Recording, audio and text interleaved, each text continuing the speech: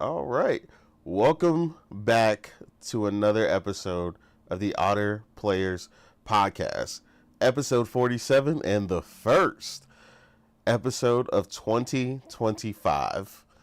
And yes, we did wake up and decide to choose violence because I'm tired of a lot of people talking a lot of nonsense, spreading a lot of misinformation. It's nonstop, but today we're going to address it. But at the same time, as opposed to some of these other places, some of these other podcasts, we actually been gaming running into 2025. So we're going to jump right into it, see what everybody's been playing at the start of this beautiful new year, as it comes to an amazing set of games and a lineup that just looks absolutely insane. So much to play. So yeah, like I said, we'll just jump right into it. Weeb, how are you, man? And what have you been playing? I'm good. I'm good. Happy New Year to everybody. Happy New Year. Yeah, as you said, it's gonna be a great year for gaming. I've been playing. I did finish one game this year. That's Indiana Jones. So the Congrats. first one of the year. I technically did most of the work last year, but I Hey, thought it counts. you finished it. They finished it this year. We doing Yeah, it the yeah, right way. yeah, yeah. I don't know.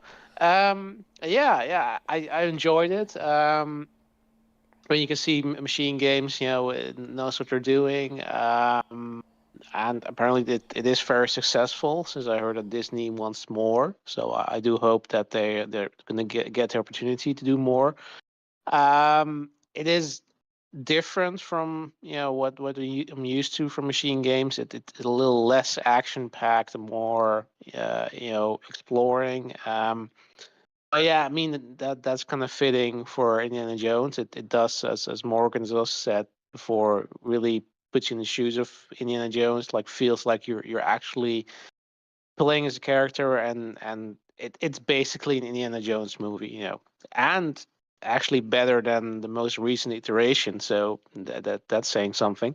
Absolutely. Um, yeah, I mean it's not without fault. I'd say think some of the platforming can be a bit iffy. Sometimes there are a few bugs I encountered. Sometimes I had to Mm-hmm. reload to get like the most annoying one that I kind of like very late in the game was where I had to go off the beaten path to get a collectible, and then when I tried to get back, like I couldn't figure out how to get back because the icon for using your whip as a sling as a sling or as a grappling hook didn't show up, and I like what the fuck am I supposed to do? And eventually I figured out you have to like go right to the edge of the platform and then it will appear, and then even still it didn't quite work because every time I tried to use it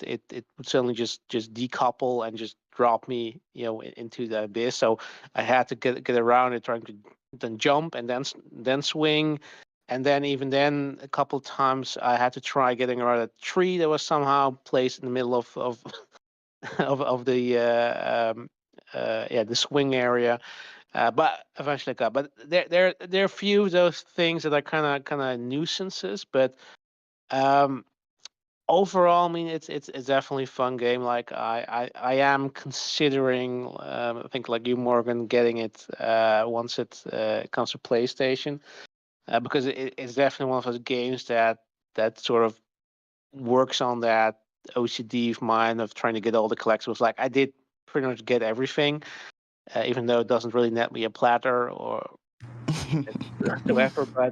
But yeah, I mean, I've been educated well, with PlayStation. Just get everything because there might be a platinum for you.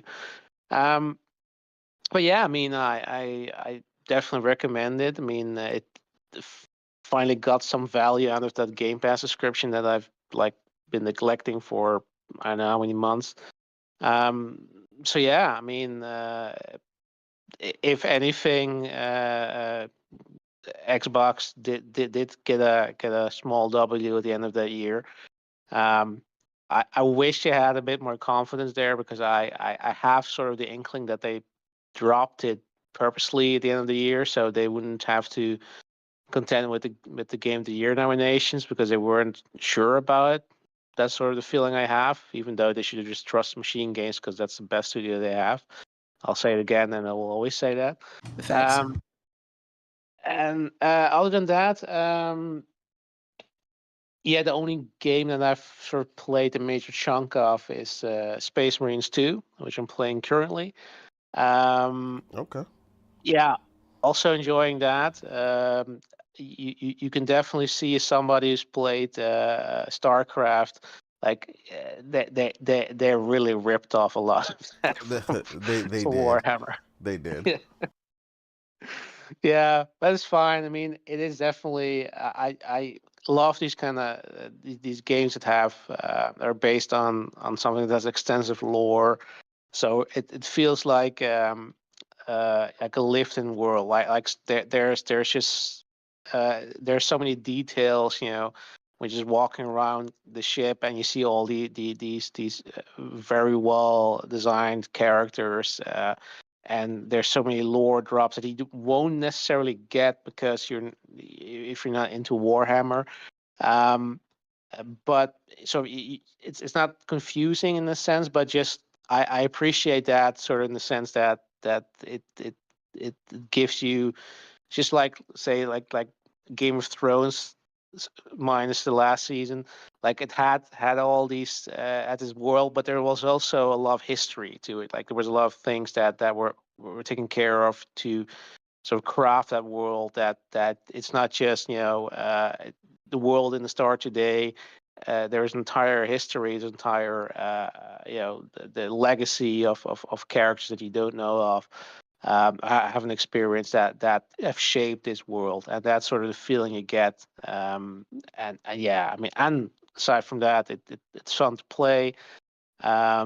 It's a typical third-person shooter, and sort of. I guess if you play Helldivers 2, I guess it might feel familiar because you're also shooting enemies that look a lot like basically bugs, But yeah, and I do appreciate sort of there's like massive swarms of these at times that look really impressive. Even on the PlayStation, I can imagine, Nate, you've played them probably on PC, and it looks even better. Mm-hmm. But yeah, it the cool definitely looks impressive. thing I was gonna say, you did wait long enough for the Pro patch to actually come out though, so I know you are getting to enjoy that because it was actually a big step up. So you waited just long enough to play Space Marines. Yeah, I mean, I don't know who told me that the Pro wasn't worth it, but Oh, it's already paying its dividends. Yeah, because I have not agreed. experienced any issues so far with the performance. And I'm playing, on just emphasizing fidelity, and it looks great, plays great. Yeah, I mean that's sort of the impressive part of it so far. I mean, I'm not that far in, but just seeing like that you suddenly have to defend the location, and you see these swarms of enemies coming from a distance, and they're just crawling over each other to get to your position, and it looks so good. Like it's sort of like the horde you had with Frames Gone. That would, if anything, that was quite impressive, and they're sort Mm-hmm. of doing that, but probably even more impressive because they're going full, in the three dimensions, that they're just gonna stack on each other and just get onto higher ground just to get to you. And yeah, so that's what I'm playing. And yeah, so far the year has started good for me in terms of gaming.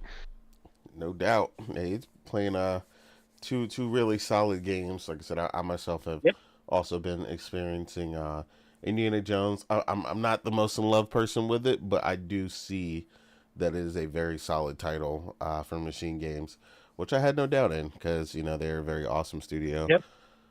Uh, Morgan, how are you, ma'am, and what have you been playing in 2025? Yeah, I'm good. Still, still playing. I'm still playing on The Witcher. Great game as always. Even better. The next time around. Absolutely. But I've also been playing Dave the Diver. For some reason, I had a random impulse to start Nice. that game up. Great game.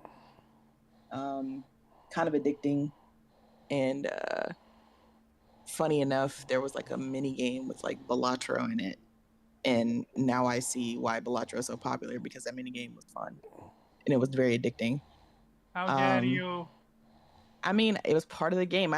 It was one of the side missions. I had to play it, so it's like, yeah, it was good. Mm-hmm. As far as Dave the Diver goes, though, it's very fun, sim indie game. Having a really good time with it. Kind of obsessively, like great game for the Portal too. Um, like I've been playing it on my PlayStation, and then when I get too tired, I just kind of move to the Portal and play in my bed. Like it's getting to the point where it's hard to put it down, but I'm enjoying it, so that's a good thing. And of course, I haven't even gotten to like the DLC and stuff yet. So Yeah. yeah, absolutely loving the game. Fantastic game. And yeah, I still got to get back to indie, but like Weeb said, I'm definitely gonna pick it up on PS5. It needs the that whip definitely needs those DualSense features. I need to feel the whip Absolutely. as I'm cracking it. It needs that haptic feedback.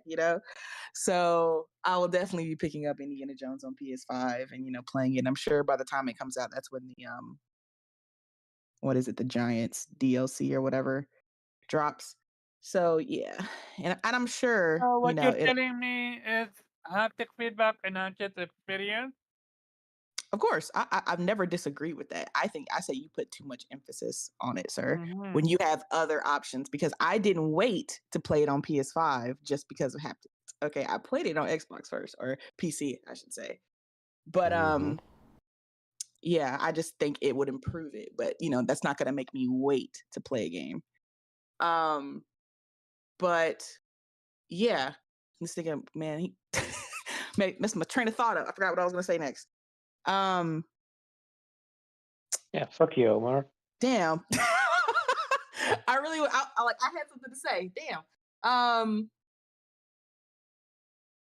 No, it was something. Okay, never mind. That's what I've been playing. Yeah. So far.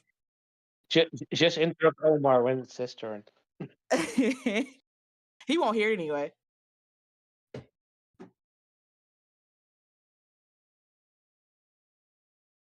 There we go. Okay, they can hear me again. I had to unmute myself there. But yeah, no, again, a solid start again to 2025, bringing in the new year with some games we've been finishing up from last year and some new ones. Like you said, with you starting Dave the Diver and loving it from what it seems so far. Listening to you play it has been pretty fun. Uh, I've been getting a blast out of that myself. I'm also slightly distracted because whatever I've added to this thing, I actually didn't watch. This is how I usually avoid getting distracted during the show. But I saw like a tower defense game, and we never really get to talk about it because a good tower defense game is hard to find. Especially these days, they just don't really do them like that. And I saw one, and I was like, ooh. But that is besides the point. Omar, in 2025, what have you been playing, sir? Okay, so first, oops. Morgan, if you remember what you wanted to talk about, Nah. Just go. feel free to interrupt me. But what I've actually been playing a lot, and Morgan is to blame for it. Oh no. Um. So I found out she have premium. I didn't hear her during the podcast, but afterward, I actually saw that I was able to download so many new games. So I went to town. You mean so I many old games? Yeah, very good of them. So first off, I downloaded Ratchet, Agent something something for Ratchet and Clank, Agent Clank. I dropped it. apparently they thought it was a good idea to put a not music, rhythm gameplay in a platformer, and to make it worse, it's mandatory. And it's difficult. I'm not joking. Mm. So I dropped it. So you're telling me you suck? I started from Jack and Doctor, a game called Doctor. I also dropped it, too boring. Okay. And then I started what other would say a hidden gem, which is Jeanne d'Arc. Basically, it's think Final It's Fantasy John Tactics. Dark Omar. Please pronounce correctly. Think Final Fantasy Tactics, but uh, with a different character, obviously. Story is interesting. I'm having fun. The emotion is there. I just really wish they had subtitles. But that's a me issue. The audio when it comes down to audio is so low that I am hardly able to understand what's happening. But luckily, YouTube exists and I can rewind. Oh no, there's even a section where you can rewind and listen to the cutscene if you missed it. And this is one of the best feature on PlayStation right now is for the older titles is basically there is a rewind section where Mhm. you're absolutely having the ability to rewind your gameplay, and that's such a godsend next to auto quick save and quick load. Some of the best gameplay moments for me because of like otherwise, I would be wasting way too many time with this game. Because this game loot is so random. If and especially if you need the loot that they're dropping, you're better off wasting a turn and then try to kill the enemy again and see if it drop good loot. But yeah, I can't recommend enough playing Do- games like this. doesn't it have a Japanese audio? So No, why did no, it's bare no? bound. It's bare bound to the mask. I could have So sworn it had a Japanese. It might I'm have been the gonna check original it. PSP release, but they might not have Ah, included it in this one. all Maybe right. maybe All they right. were bonded later down the road. Other than that, I did download Phoenix Wright, Ace Attorney, the entire trilogy, and I also downloaded Dino Crisis, a game I never played, but I heard so much about.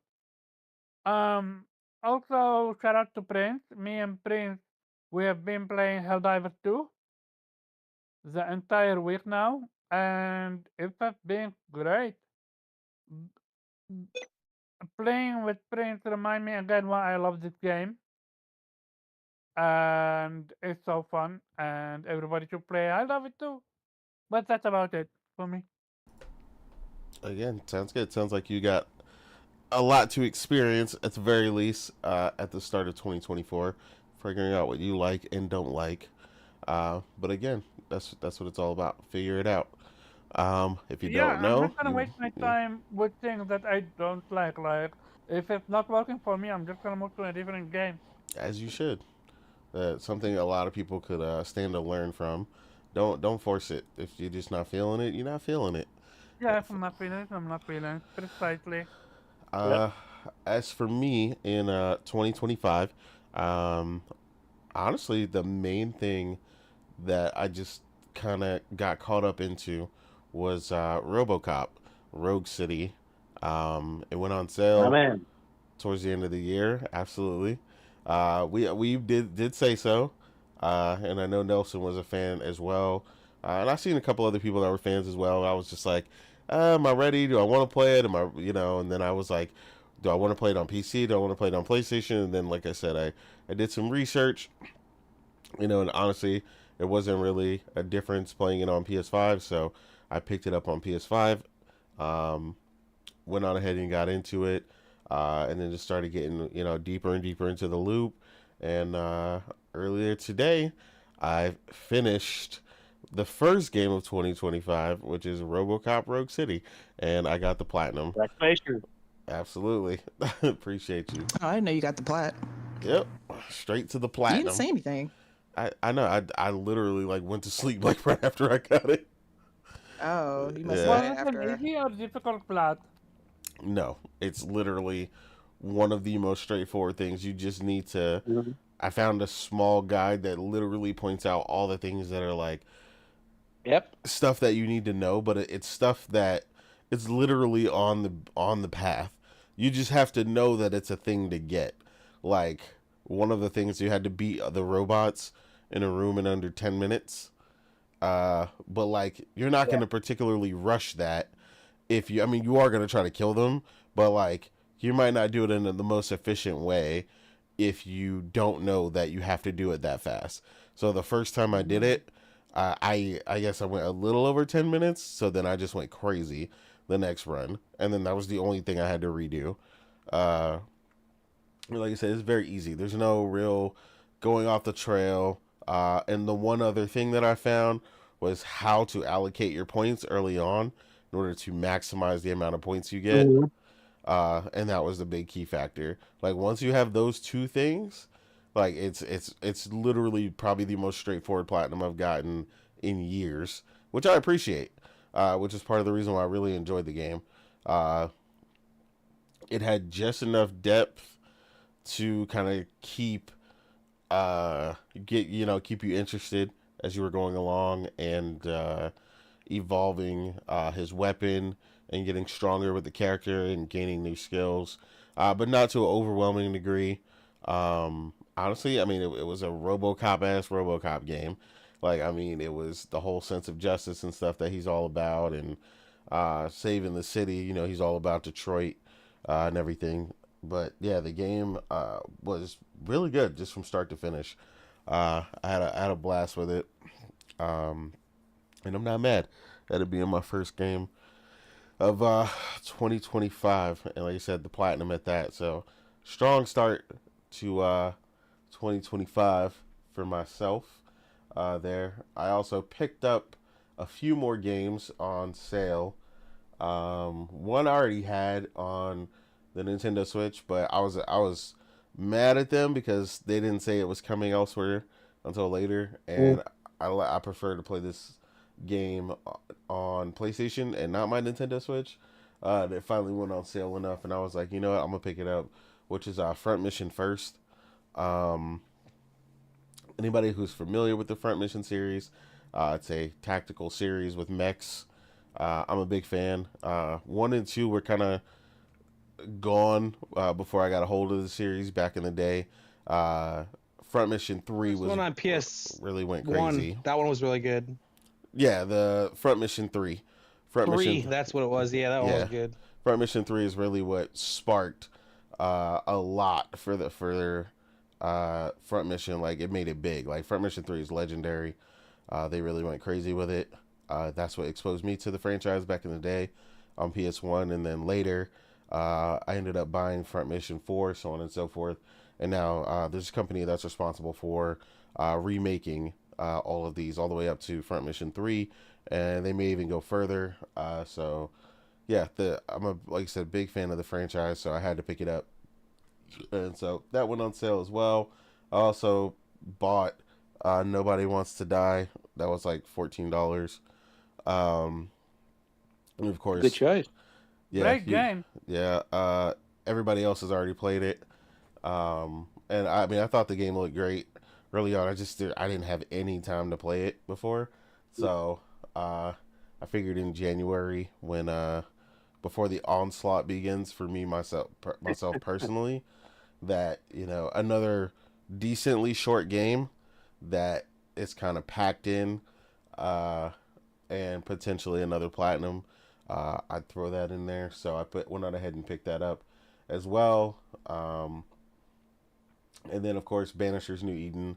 I did mention that I picked that up, so I did start that as well. And then I'm also still finishing up Dragon Age: The Veilguard from last year, which again, like I'm fully aware of what I'm getting into with that game, and I enjoy the combat. It's been a lot of fun.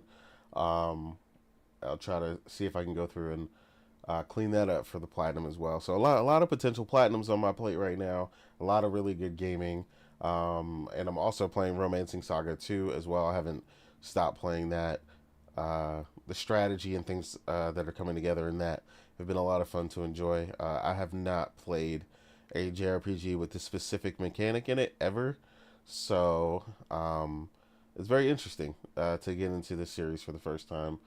So shout out to them for bringing out that remake.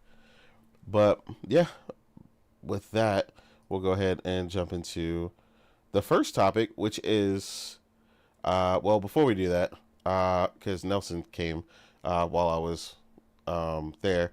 Nelson, I know you have been playing some stuff. Did you want to go ahead and go and let the people know what you've been playing before we jump into the first topic, sir?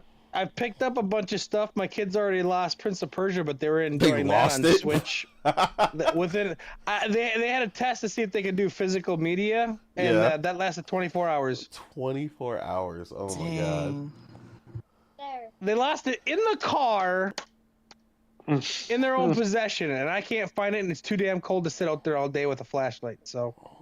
And it's dark almost all the time. So here's what happened last week. So I go to the VA St. Cloud, right?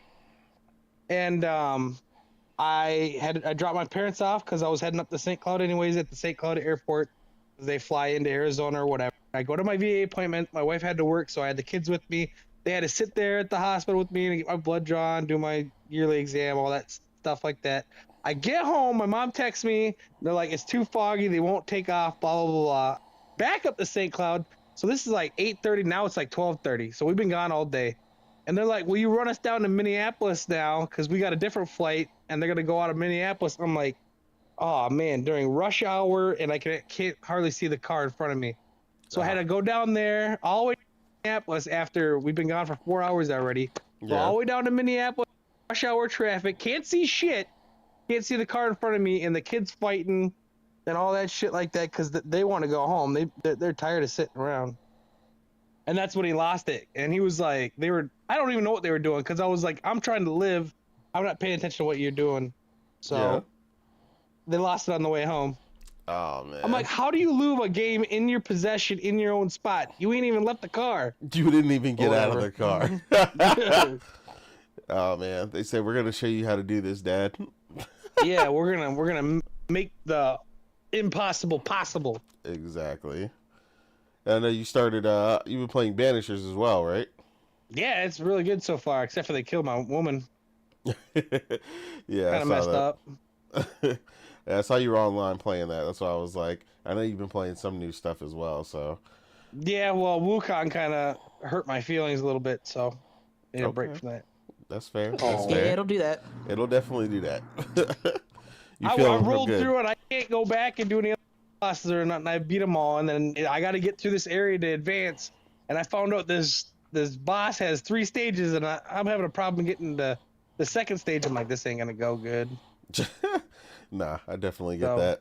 That's part of the reason why I ended up, even though I have access to it on PC and PlayStation, I was like, I'm going to finish it on PC because the higher frame rate and some other stuff actually really helps with this game. Because, man, some of the bosses are so fast. The clarity's a lot better, too. Yeah, the clarity, like, you need and the every hesitation, advantage the hesitation that you had before on PS5, it's a lot better now, too. Yeah, I heard the last update they put out was really great. They've been doing a really good job. It's a lot better on the Pro. I haven't played it since I've been waiting for it to come to Pro. Now it's on Pro, but it's a lot cleaner and a lot smoother now. There was a lot of hesitation before. That's a good thing to hear. Sounds like they're an amazing dev team who we're going to talk about here a little bit later. But yeah, so for our first thing, in 2025, we're, everybody says new year, new me, all the good things. So of course comes resolutions with the new year. And in this case, since, it's a gaming podcast, let's see if anybody has any gaming resolutions in particular that they've considered that you want to do this year. whether it's beat a certain number of games, get a certain number of platinums, conquer, past games or, what have you, whatever it may be. They say, if you got nothing, you got nothing. You're just like, I'm a game this year and I'm gonna go ham. And I mean, that's perfectly fine too. But yeah, we'll start with you in traditional rotation, sir.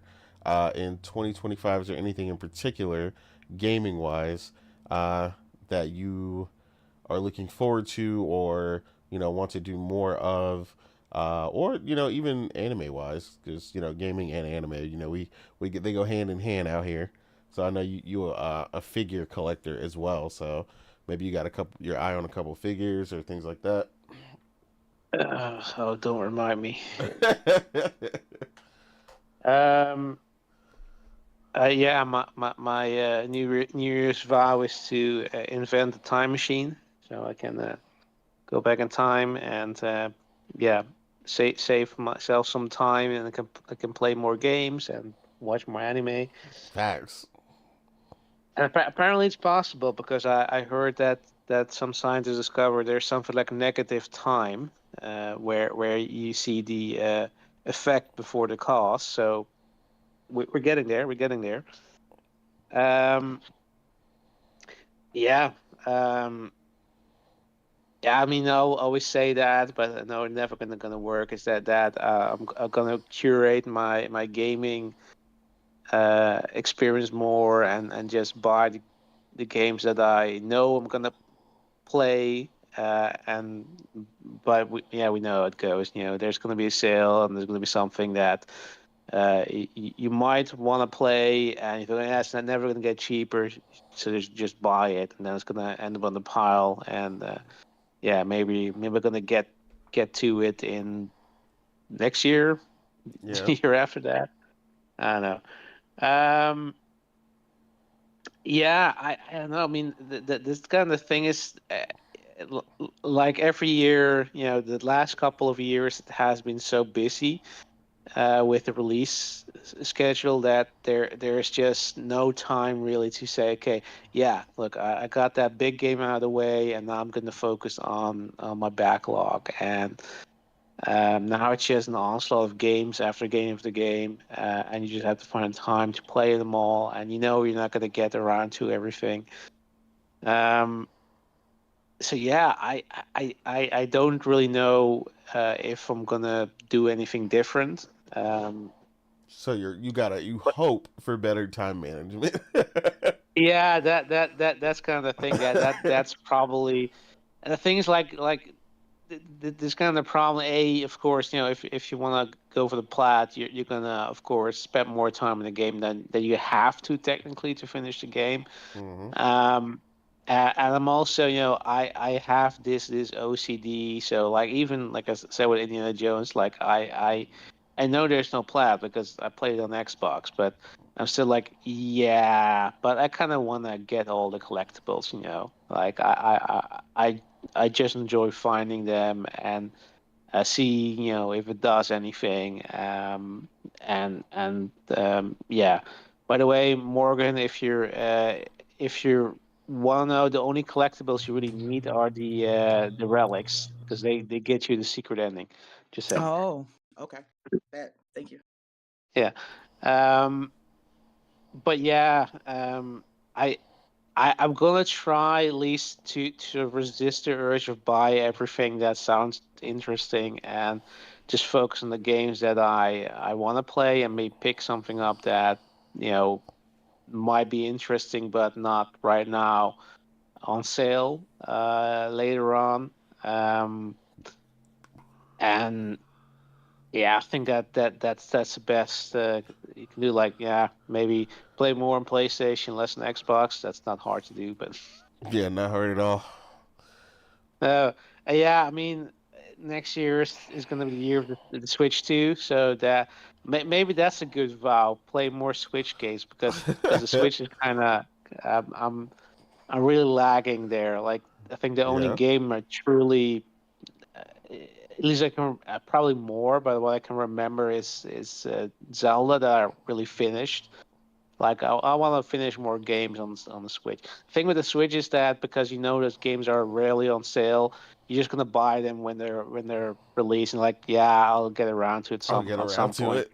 Yep. Yeah, yeah, I'm the Yeah, I know. same There's way. a reason. I say Nintendo don't have achievements for a reason because people don't want them to know ain't nobody finished none of their damn games. yeah, I swear to God. yeah. Yeah. Though, do if of course obviously if you have a Switch, you buy physical, except for Nelson because your kids are not responsible enough for it. But if you do, you do know that you have to at least put it in your console once you buy to claim those points. Yep. Otherwise, it will expire, which you can then use to buy DLC or digital games, whatever. Um, yeah, I don't know. Like I think that sort of gaming it is. I mean, anime. I'm gonna try the same extent try to get through my backlog anime. I have made some progress. I did finish 2 series these holidays, so I'm Nice. trying to get around to watching more seasonal anime. The and try to resist the urge to rewatch stuff that I've seen already 10 times because it's so good. Though I highly doubt that's gonna work. Uh, yeah, I mean that's about it. Like, yeah, keep on gaming and maybe try to finish more games and have less of a social life. That's always a good vow for a gamer. Hey, that sounds Mission amazing to accomplished. me. Yeah, it Yep. sounds good to me. Yep. It's always funny. It's funny when people say that because a lot of times when me and Morgan are talking on the phone and playing a game, it's always funny if we get like a phone call or something. It's always like, ugh, who's calling me? Like I don't want to deal with these people. I'm Right. gaming. I know exactly how you feel. And then I'm playing a game, and then my mom calls me, and I have to pretend I'm listening. Yes. Oh my Oh God, man, mom. I'm Jeez. glad. I'm glad you said that though, because I gotta call my mom tomorrow. I did tell her that I was gonna call her, and she will not forget. If I promise to call, she will not forget that. So, Yeah. Make sure you do it. Make sure you do it. That's the important thing.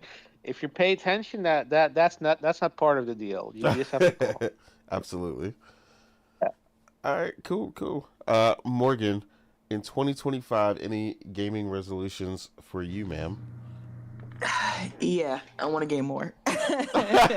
Like, even though I feel like I game all the time, I still don't feel like, you look at your end of the year stats and you're like, I can do better. Yeah. Yep. Your wrap ups, you're like, man, that's cool stats, but I feel like I can do better. You I definitely want to play. had some times this year where you were just like, I don't feel like gaming. So, Yeah, I was just tired. Like, work yeah. just made me so freaking tired. Yeah. But I think, especially So now work with the less. portal. Yeah, there you go. Work less, game more. That's definitely it right there. The dream right there. But with the help of the portal, I think I'll be able to like really focus down because the times I really couldn't play was before I had my portal. Like I was just like, Yeah. I'm too tired. I just want to go into bed. I don't feel like sitting on my couch right now. I just want to Thankful lay down. half the time when you go to sit down, you don't have someone going, Dad, I got Oh, a yeah, I really birthday wouldn't party. game then. I got a birthday party today, and I didn't get a present. That's what I had to do this morning. I was just sitting down to gaming, and I'm like, I got a birthday party at 2:00, and we didn't get him nothing. I was like, kick my chair back in, get your shit on. Can't Let's even go. get comfortable. Yep. I really wouldn't be gaming then. Yeah. But it's just, with the portal now, I feel like, I'll just be in, like, if I'm really tired, I'll just go in my room, lay on my bed and play on the portal. But I also want to play more indie games. Y'all know I love me some AA, single A games. And I really want to play their games, beat their games, tweet about their games. Because there's a lot of great, smaller games that really go under the radar. And there's a lot of indie games coming out this year, especially too, that I want to play. So, I want to play them, beat them, talk about them, support them. Like I have a goal, like I want to beat like 50 indies this year, but I think that's like a crazy ass number to try to attain, especially with 2025 being even more packed than 2024 was. It's probably an insane number to even think that I'll be able to reach, but it's a goal. I'm putting it there. Who knows? Maybe I'll, with indies typically being smaller, not always, but typically, maybe I'll be able to accomplish that. But I'm trying. It's just a number up there for me to dream about. But yeah, that's a goal that I would like to reach. And definitely secure more plats. Like, definitely do some more trophy hunting, hit them plats, get my stats up. Get to 100. Yeah. Exactly. So that's pretty much my goals for 2025. Will she accomplish them? Who knows? Okay. I guess we'll see at the wrap up for 2025 if I did that. So I'm feeling good. I'm starting off I- strong, so I have one addendum. There's one game on my list that's not a recent game, Mhm. but it's a game that I want to finish this year. That's RoboTrack from Quintet, the same developer as for Terra Enigma. Oh, Which is okay. the legendary developer that left with their magnum opus and then disappeared, and nobody knows where they are, and everybody is just beamed up to space, whatever. Yeah, I mean they were wizards, but that's one of that's my vow for this year that I'm gonna find time to finish that game. Okay. Are you gonna start over, or are you just gonna pick up where you left off?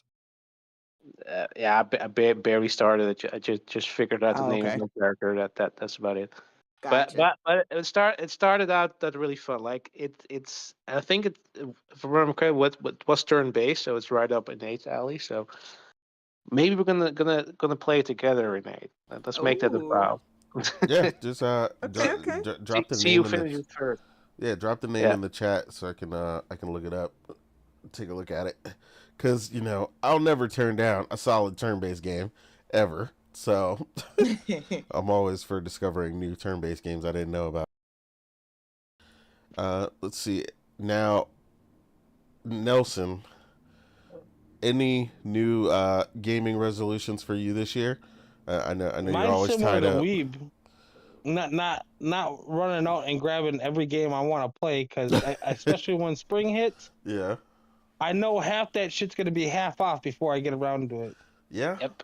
Yeah. That's always annoying. You're like, dang.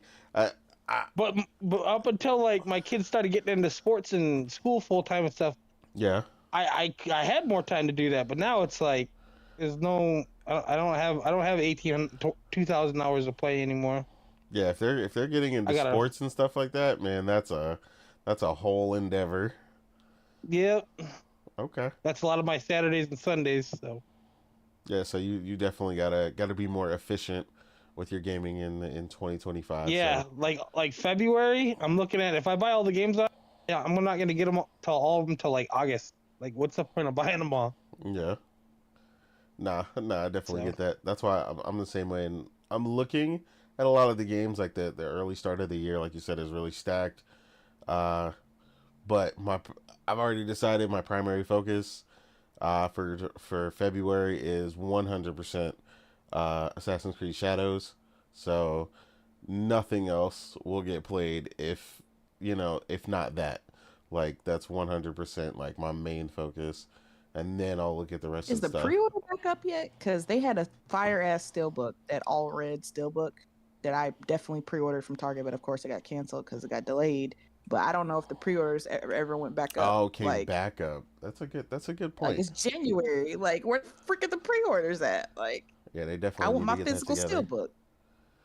I feel that. But wait, did you cancel it or did they cancel it? They canceled it. They canceled Ah. it. I got an email from Target since it was delayed that they canceled my pre-order. The fuck? Yeah, Why? which is weird because a lot of games get delayed and they don't do that, but for whatever reason, they canceled like all the pre-orders for that game for some reason. I don't know. It was something weird with that game. So everybody had to lock back in if you pre-ordered stuff. Apparently it's back up, so maybe I should just go ahead and pre-order it again. Oh, there you go. Yeah. Yeah, I did. Kind of pick that up. my interest in that game waned with the fact that it's not coming on the same year as Ghost of Yoko. Yeah, I get that. Yeah, that's fair. He I'm said, a, "Listen, we got I'm a a, lot of samurais this year." I was gonna say I'm gonna be like Yep, yep. Morgan. I'm gonna just enjoy being a samurai this year. It just is what it is. But yeah, Let me see. Omar, any gaming resolution plans for you this year or anime? Like I say, either or. That anything you want to do differently than what you did that last year, or you're just full steam ahead. You're like, nope, I'm killing it. I just want to go more ham.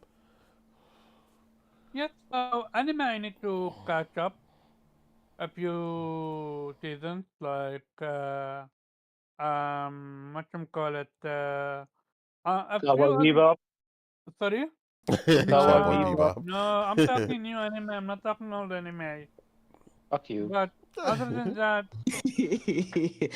Exactly. You you need and to your watch Cowboy addiction to Bebop. Cowboy Bebop. I mean, the thing about Cowboy Bebop though is, unlike other anime, there is a limited number of episodes. You can get through this quite quickly compared to something like, I don't know, like a One Piece or something where there's like 1,000 episodes. There's only like, I think 20 something episodes for Cowboys. You could get through that so quick, Omar, and you would love it.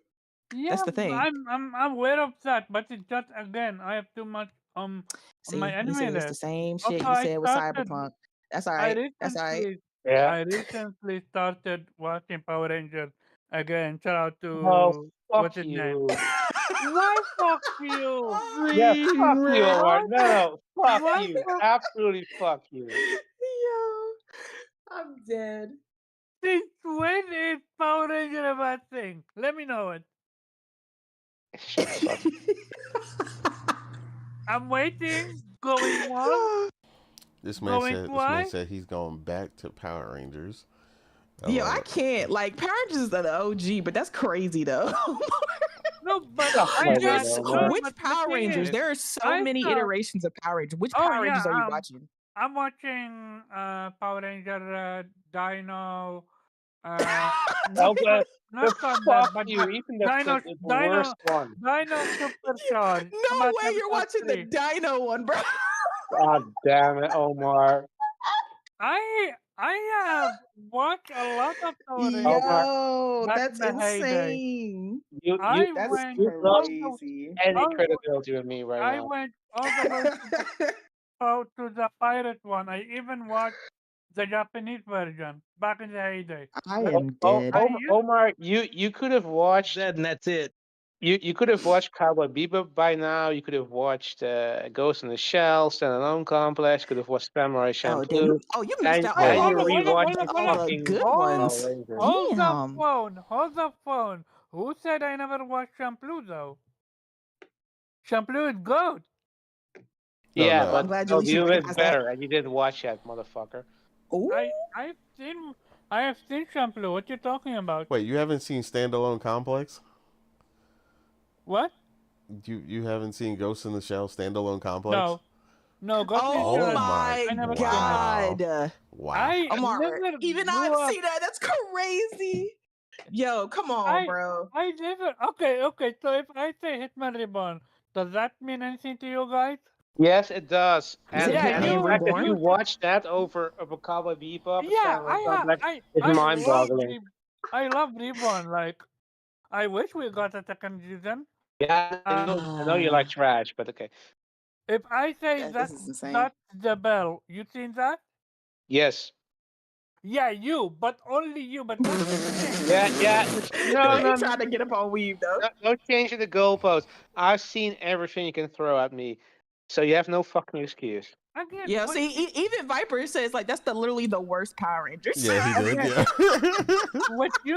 what you guys need to understand. Back in the heyday, Is I your never had taste access sucks. to the internet. Yeah, and Like right now you now. do, Omar. So Right now, I'm no fucking gaming. excuse. I'm gaming and I'm Oh, now watching he gaming. anime. Now he gaming. Okay. You know what?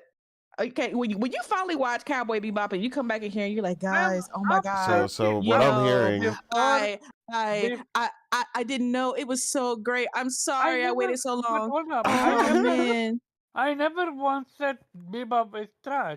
I know you didn't, but my point is, just like Cyberpunk, you were pushing this off, pushing it off, and then finally, when you experience it, you realize, oh shit, maybe I shouldn't have. It was great. Oh wow, and we're once again going to be like, Omar, we told you, bro. We keep telling you to do this, play this, watch this, and you're just like, nah, I ain't got time, bro, because I'm sitting here playing these old ass games on PlayStation Premium right now, so I ain't got time. I'm replaying these games I've already played, so I ain't got time. Like, Omar, you got time. You just bad with your time management. Rewatching the worst Power Rangers. More time than Rewatching the anybody. worst Power Rangers, like literally. How dare I watch Power Ranger? Like, is that it? No, sir. You picked the worst one. There are so many iterations of Power Rangers, but you picked the There's a lot. Dino one. What? Do you know Dino Charge? Yes, I had I've no seen idea it. it existed. Yeah, we all watched that one. Yo, bro, everybody grew up watching that one. That one was trash. I had no idea that existed. I'm at second season. It's like, I don't know. It's just like you got a nose for trash, Omar. You sniff it out and you're like, ooh, this is trash. Let me watch. Like, how about we switch out Power Rangers for Cowboy Bebop? How about that? How about I take away your trash and I give you a filet mignon? How about that? She said, "I'm gonna give you the filet mignon." I got you. Mm-hmm. In 2020, in 2025, we're gonna increase your. We're gonna give you better taste. $1 menu meal that you're eating right now, and I upgrade you to a filet mignon. How does that sound? Some Wagyu beef. How does that sound to you? Oh man, I'm trying to change that man's life, not the Wagyu. Mm-hmm. Yeah. I get you up to a 5-star course meal. I take away that trash you're eating right now, and I upgrade you to a 5-star course meal. How does that sound to you, Omar? You absolutely took it personally, didn't you? Yes. Because when you tell me you're watching trash, and when we have told you to watch this great show, and you're like, no, guys, guess what? I'm watching the worst show possible. That's the thing that just makes me mad, Omar, because I'm like, bro. Omar, you made it first. Yes, it's like there's like out of the Power Rangers, there are so many other great Power Ranger iterations, and you literally picked the one that everybody unanimously hates. Like, it's just not that good. It's corny. It's just not good. It's literally another one that I picked that Omar, do you know how what you sound like right now? I didn't even Omar, you sound like an average Xbox gamer. I didn't know. I didn't know this was trash. Yes. My bad. Yes. That's how he sounds like someone that said, I started watching. You start with GT. Have you heard me shitting on Power Ranger all the time, only to now watch it and say? No. The problem is you have so much good shit you can still watch, and then you go back to trash like that. It's the Xbox mentality. Hold up, that's not going back, because it's new for me. I have no idea it existed. And that's fair. You know what, Omar? You didn't know, but now we're telling you, and we're telling you to upgrade your experience. We're telling you, hey, this is not that good, but let me offer you something even better. And you're just like, nah, I'm good, thanks. I'll continue watching this trash, but it's fine. It's fine. Tomorrow I will watch Bebop. Oh man, we have Bebop legs. I was gonna say, you know how long it took him to play Cyberpunk, so you know you got to drag him kicking and screaming. Yeah. But the thing is, whether I finish Power Ranger right now or finish it later, does it matter? Because you guys saying it's trash, I'm not gonna drop it. Like, Omar, you could get on our bus tomorrow, right? And if there is an afterlife, you will regret it. Like, I could have watched Cowboy Bebop, and I chose to spend my time watching this trash. The last thing I ever did was watch Power Rangers. I know, like, bro. It's entertaining while I'm eating. That's it. I'm not taking it seriously. Like, that's the thing, though. I genuinely had no idea there was this amount of hate for Dino Charge. Like, damn. What really makes me mad, though, Omar, is that you say, okay, I'm just watching it for entertainment. You know, it's just something to do while I eat. When we have given you a list of great things to watch, and instead you go out on your own and pick something that is not even good. So it's just like, why didn't you, for entertainment, watch Cowboy Bebop instead while you ate? Like, why did you I thought pick it mostly Power be Rangers Dino? mostly because I need to look for what you call it, anime that's old school, that's in good quality. Cause I recently, cause a while ago, I watched the original Yu-Gi-Oh, and it was terrible. So which one are you? Are you Absolutely watching like atrocious. the Dino Thunder, Dino Charge? Like which one are you watching? Dino Dinosaur, Fury? dinosaur. Huh. Okay. Yeah. I've seen Dino Thunder. I've seen Dino Oh, Theory. Omar, Oh why do Lord. you hate life? What? So why do you hate life?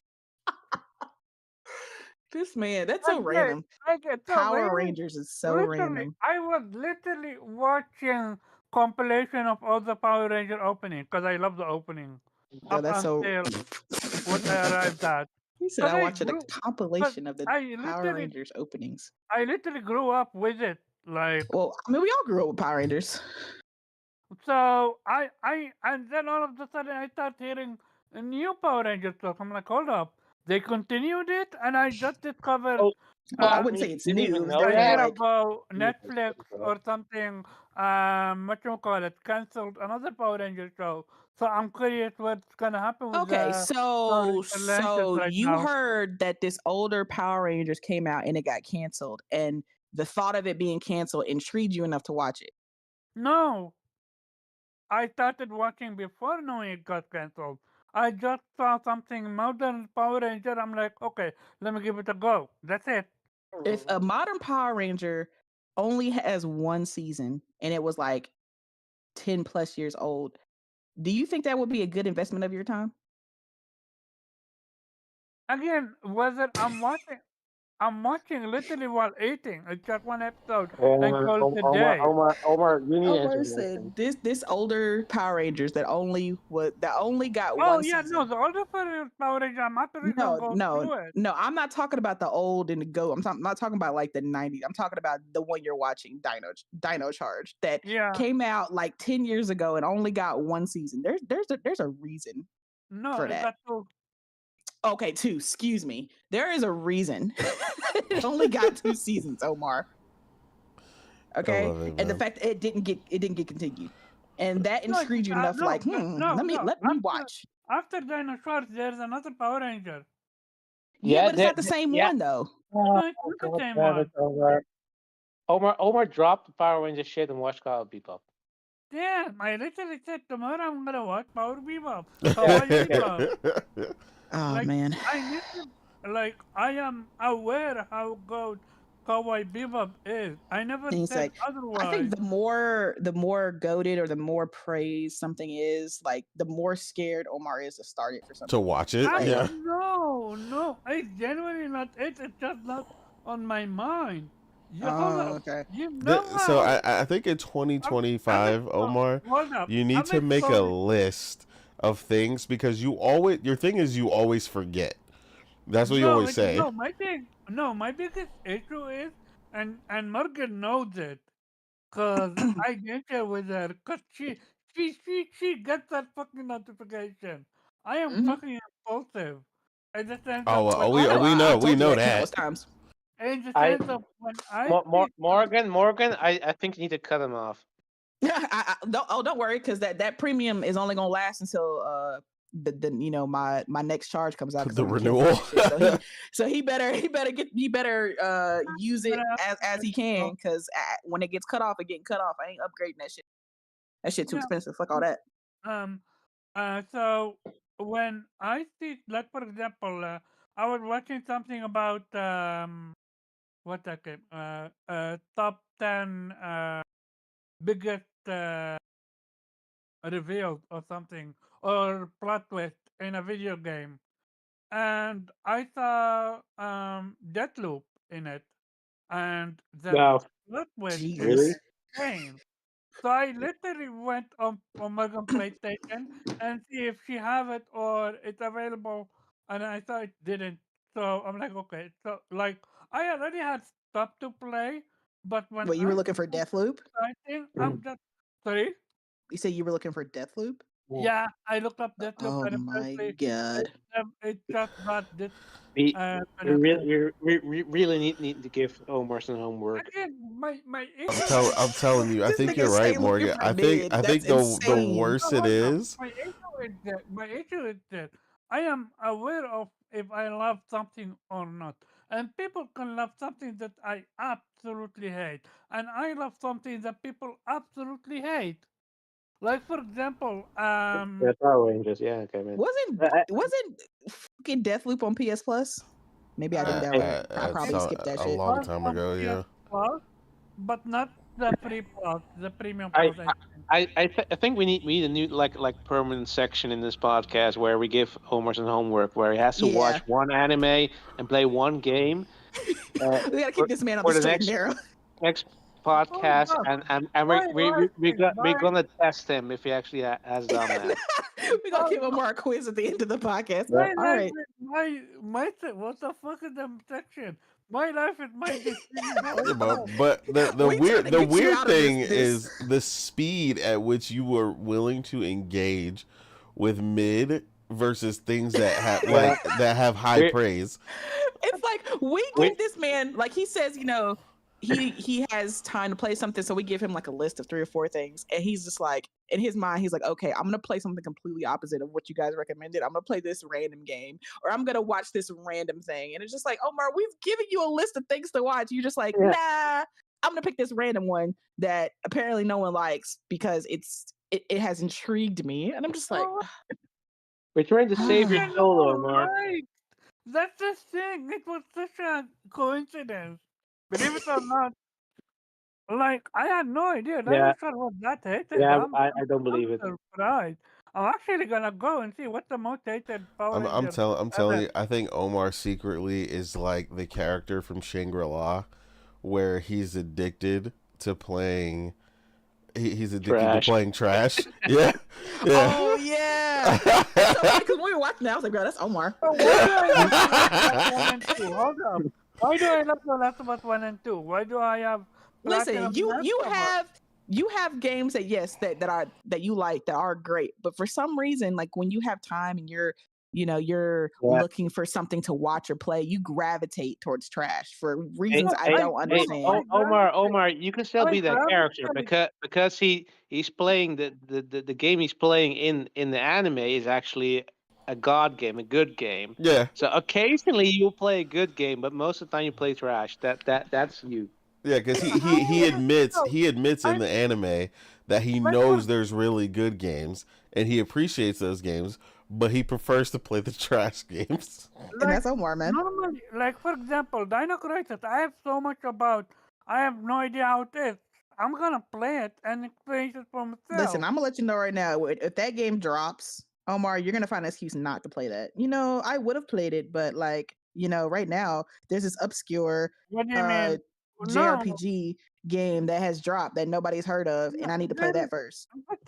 it's just a matter of there's too many games to play and to Yeah, time. yeah. Like for example, I also want to play the remake or remaster for Forever. There's that, and there's you, Omar. Oh man. Oh Why God, is we it- love you, Omar. But hold up, one question: why am I being punished for Yeah. having an open mind? Not an That's what you open call it. That's what you mind. call it. No. You're That's not what you gonna call do it. that. But you never know when a game is good or not until you play it. Like for Oh, example, I know, Omar, because I've seen the games that you download and the games that you play, and I'm just Okay, scratching my but- head at the shit you play sometimes. I'm like, what the hell but brought do I on? genuinely play them or do I just pretend to? Yeah, How you. the hell am I supposed to know? I'm just like, this man is downloading the craziest shit I've ever seen. Like, what the fuck is Hungry Shark? I was like, what the fuck is he Oh, doing? I loved it until I dropped it because Oh, okay, yeah. I because loved it. That's the story of Omar's life. I loved it until I dropped it. Like but he was I playing don't the Smurfs game. I was just like, what the fuck What? is Oh this my nigga god. doing? Children of Morta. I was just like, yeah, the notifications I was getting was crazy. I was like, what the fuck is Omar doing? This He's man just said playing this this man said random. I'm gonna download I everything. swear but he has but dice with but just if random I games on it. say And he just throws and just is like, okay, I'm playing this random game today, guys. Like I was just like, what the fuck? Like, what are these games? okay, if I say dot hack GU, do you know what I'm talking about? If Yes. wait, I didn't even hear what you said. You said what? Dot hack GU. Yes, No, I I don't know know what what that it is. Yeah, Yeah, you you tried wouldn't. you tried that with the wrong team, son. That, is. yeah, we know what dot hack is. You Yeah, already know I know it. Morgan. You already No, know I know Morgan you wasn't guys playing RPGs do. back then, And so don't even try it. we even knew what you call it, Hungry Shark is. That's the thing. People know different Oh, stuff, and yeah, Hungry yeah. Shark. I don't know what random trash you're downloading, but that hack is a well-known franchise. Come on, Yeah, man. dot hack Don't is try to fool me. massive, but you also know that dot hack needs to be remade at this point. We're not So going to Uh, that I you was would, playing the I Smurfs, would, nigga. I would start. he's trying to We're not slide going that to out. ignore the fact that you was playing Smurfs. I was like, what the hell is this nigga Omar? Yeah, Okay, was it like an easy plat or something? No, the story of Smurf is actually a fun one. Bruh. I saw the gameplay. I thought it's gonna be. I Yeah, you thought play it's for the gonna be. story. Man. Yeah. He said the Look, story. I played it for the just, story. So Polly Smurf is you real. better than The He's a Last real of Us. OG. I literally just came from the Astrobot High. Yeah. I saw the gameplay for Smurf. I'm like, cool. That looks like Astrobot. Let me download it. The Oh second, man. How? the second How? I started playing, it was atrocious. I finished the demo and called it a day. I didn't Oh get the game. God. I didn't put much more time in the game because one, no haptics, and I Hey, don't have Omar, have you played Metal Gear Solid yet? No, I'm waiting on the remake. Remember, 3 is the first one. With Oh. But that's with what Two releasing and this one. Are year, you baby. got Let's 15 go. years to play those? Yo, shout out to He Sonny wasn't aware though. of Kojima's greatness. Yeah, No, shout I out to haven't. Sonny because he put things down last year out of the 70 plus games he beat, and he actually beat pretty much all the Metal Gears to date. Oh So damn. yeah, Okay. Sonny Shout out to went him. ham. Yeah, he was in the Absolutely, chat. my man. Yeah, I Sonny know went the in. story starts Respect. with 3. That's why I'm waiting on the remake for 3 and start from Yeah, there. yeah. I don't fucking believe you. I literally asked 2, 1, people and 4, about and that. everything else, because those are going to be another decade plus. Yeah, it's gonna be a while. And No, after I'm playing 3, I'm and gonna go hey, to Omar, whatever the order is. What makes you think 3 is the first one? Because that's what the people that played it told me. I It literally had a conversation about it. it's chronologically the first one, but doesn't mean it's the first one. It's a Um, prequel. And you know what they say about prequels? Like, yeah, it's the first in the timeline, but you're gonna miss a lot of content if you Yeah. haven't played the previous ones. I know Yeah. the original one is literally on an Atari or something like that. I forgot where. You mean So you mean the original Metal Gear, but not the Metal Gear Solid. That's a yeah, the see, I game. have no idea what the story is about, so I can't comment Yeah, I on gotta that. pick that up so Omar can play it. Oh, But the It's been on ones. sale for 20 bucks. I got it day one because, Oh yeah. shit. I literally Okay, we can sat, pick that shit up. I literally sat down with a lot of people that actually played and finished Metal Gear, and I asked them, should I start or wait on the remake? I mean, They you all can told technically, but like we've said, you will miss a lot of the context because so yes, which while it It's is a going to be a lot harder prequel, to go back game on PS1 after you play a it's remake, almost too. like it's like with Yeah. Red Dead. It's like with Red Dead 2 versus 1. Like, yes, Red Dead 2 is the prequel, but you realize a lot of things from like why John Marston is the way he is and stuff like that because you played Red Dead 1 first, right? So I should Um, play the first one first. I mean, if you want, yeah. I'm let me see. I'm about to pick it up. Hold on. Let me just see how Oh, much it is. Real quick. Omar. You should have played it like years ago. So if that's what gets you to play, find Metal Gear Solid 1 somewhere and fucking play it because it's a masterpiece. Even to Collection. I this just day. played it through like 6 months ago. See, Solid. listen to Nelson Omar. He knows what he's talking about. Play that, play 2, and then either play 3 or wait for Delta. I'm sitting right next to Solid Snake, and he is just frowning right now about fucking Omar. He is pissed. All right, I have bought Metal Gear Solid 1. Okay, Omar. So when you have No? time, yes, Don't. it's fine. Yes. It's like Yes. $13. It was fine. It's Yes. fine. Omar, So when you have time, Omar, You're this is your amazing. homework. You have to finish it for the next podcast. If you don't, I promise by the next week I would have played yeah, Metal Gear. yeah, Oh, man. it's on there. Good. So the first Good. one's on there. So now we can get you to play something good that's not Smurf. Okay. That's not Smurfs. Stop. I literally said I'm playing It's- Gun of the it's like Ark. it's like Smurfs but good. It's like Smurf, but good. Exactly. Perfect description. Y'all killing me, Oh fam. man. I- Oh man, I love y'all. What I don't understand is this. Why is it so wrong to experience unique stuff? Like, I am Mm. always There's a drawn to difference unique between unique gameplay. and trash, Omar. Yeah, you could experience unique, but if the thing is trash, you're absolutely gonna see me drop it. Like, You I mean dropped- like several in my of the games you experience, that's picked not out? always true because Hey, you love Days Ian, Gone. So I No, dropped a Omar, what I don't get, like we are recommending you absolute gaming like prime steak, and you choose I'm gonna go for that diarrhea burger at the street corner next door. Because I maybe I'm not gonna get diarrhea this time. That's sort of Oh my you god. right now. So, you said you maybe, think- maybe not. so when I put time and energy in in the game, and let's say, for example, Athena Noctis, nobody here heard about this game.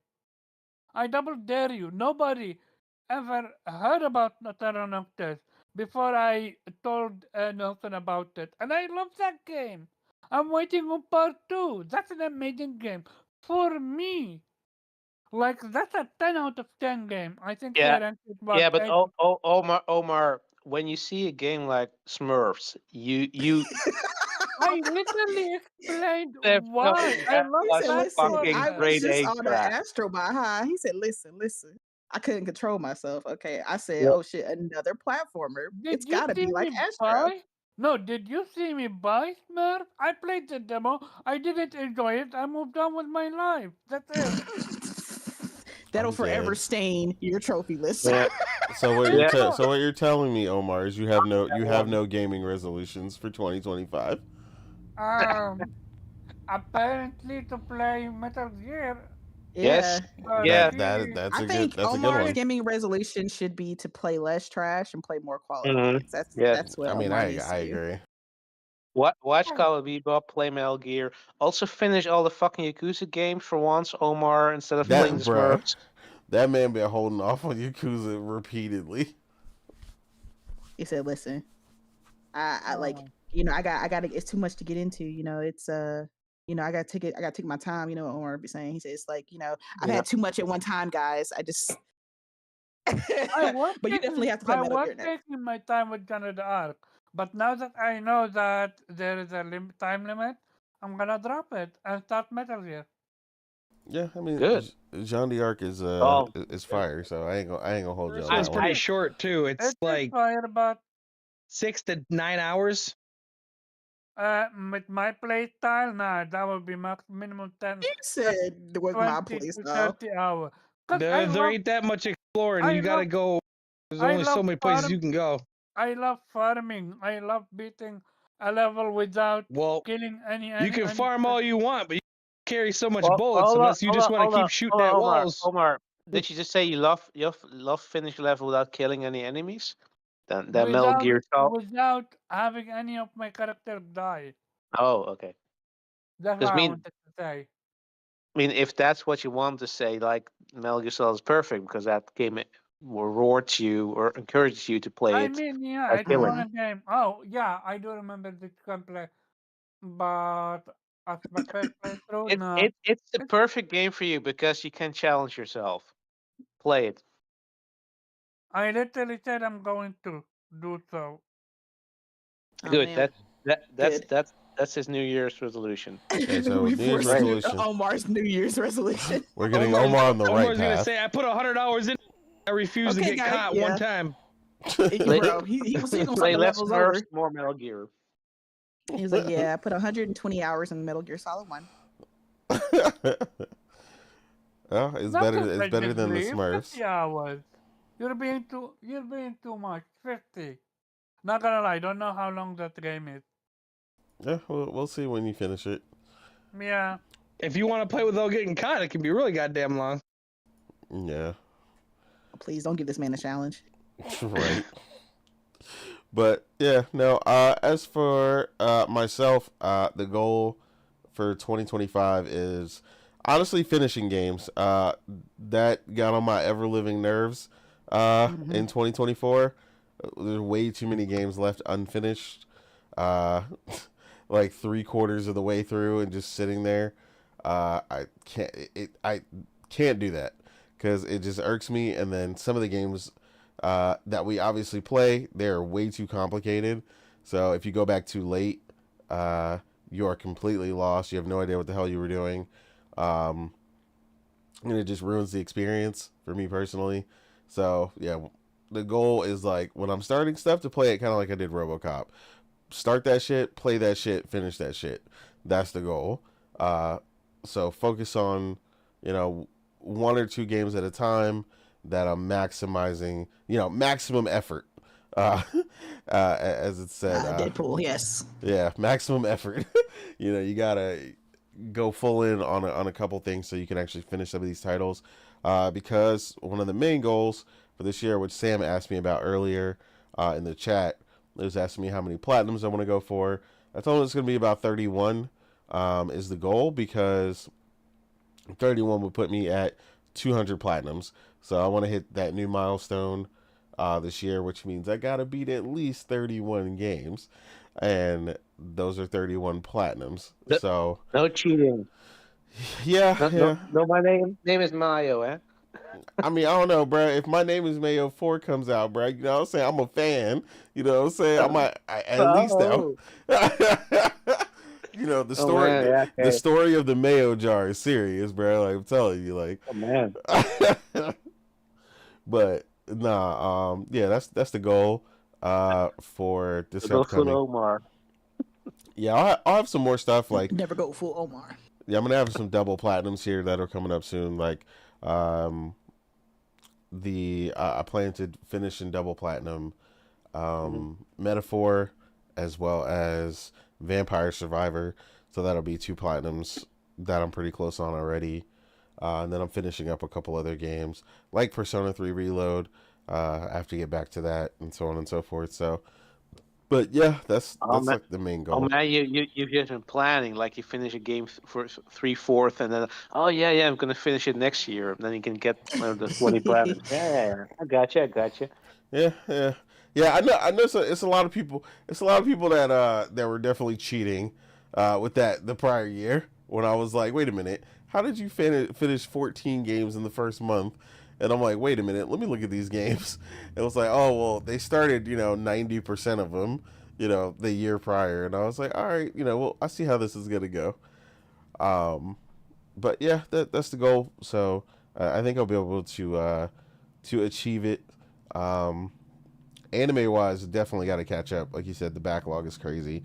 Because even when the current season maybe doesn't have as much as I want to watch, it's the perfect time for me to go into the backlog. I'm on a buying hiatus till like fucking mid-February, and I'm only buying 1 game because of Split Fiction. Yeah, Split Fiction. Because I'm dropping anything to play that game. Yeah, Split Fiction is definitely a drop everything. Split Fiction. Let me look it up. Really? Really? It Takes Two. That's probably going to be Game of the Year, guy. Because I know your plate. I know you I know you No, recommend a lot of great that's games. not what we're talking So That's about. the It Takes How Two did you game. forget Split Fiction in 5 minutes? That's the Omar, most it's the guy. creative It's the game guy who makes It Takes Two. this gen. You really don't remember? This man is not saying anything. Omar, Joseph Farrow's game. never Oh. mind. I know. I remember him talking about something else, and I Omar. thought Hey, that man turn-based talked about game- nothing else. You said No. front something front. That's what you were playing. So I thought you were Yeah, yeah. recommending it I to don't him. believe Okay, you. never mind. Yeah, no, Easy, easy. PlayStation is a day one game. For that, I'm not But, drop. no, but what we're saying is, Metal how Gear. did you forget that? The name? You forgot what Split Fiction was? One of the games you were most anticipating? Yeah. Name-wise, I forgot. He said Yeah. yes. He's no, bad with no, names. because so I genuinely don't remember games that much by name. I remember it by gameplay. Oh my Which is god, why bro. when I want something, most of the time I write it down so I know for okay. sure what I want. Okay. That's a Sure. really specific name, but yeah, that's fun. But You yeah, don't believe me. You really don't. bro, I believe a lot of stuff about you already, so yeah, we're good. But yeah, so our next topic, CES 2025, is coming this coming week. Obviously, a big thing for CES that always happens every year.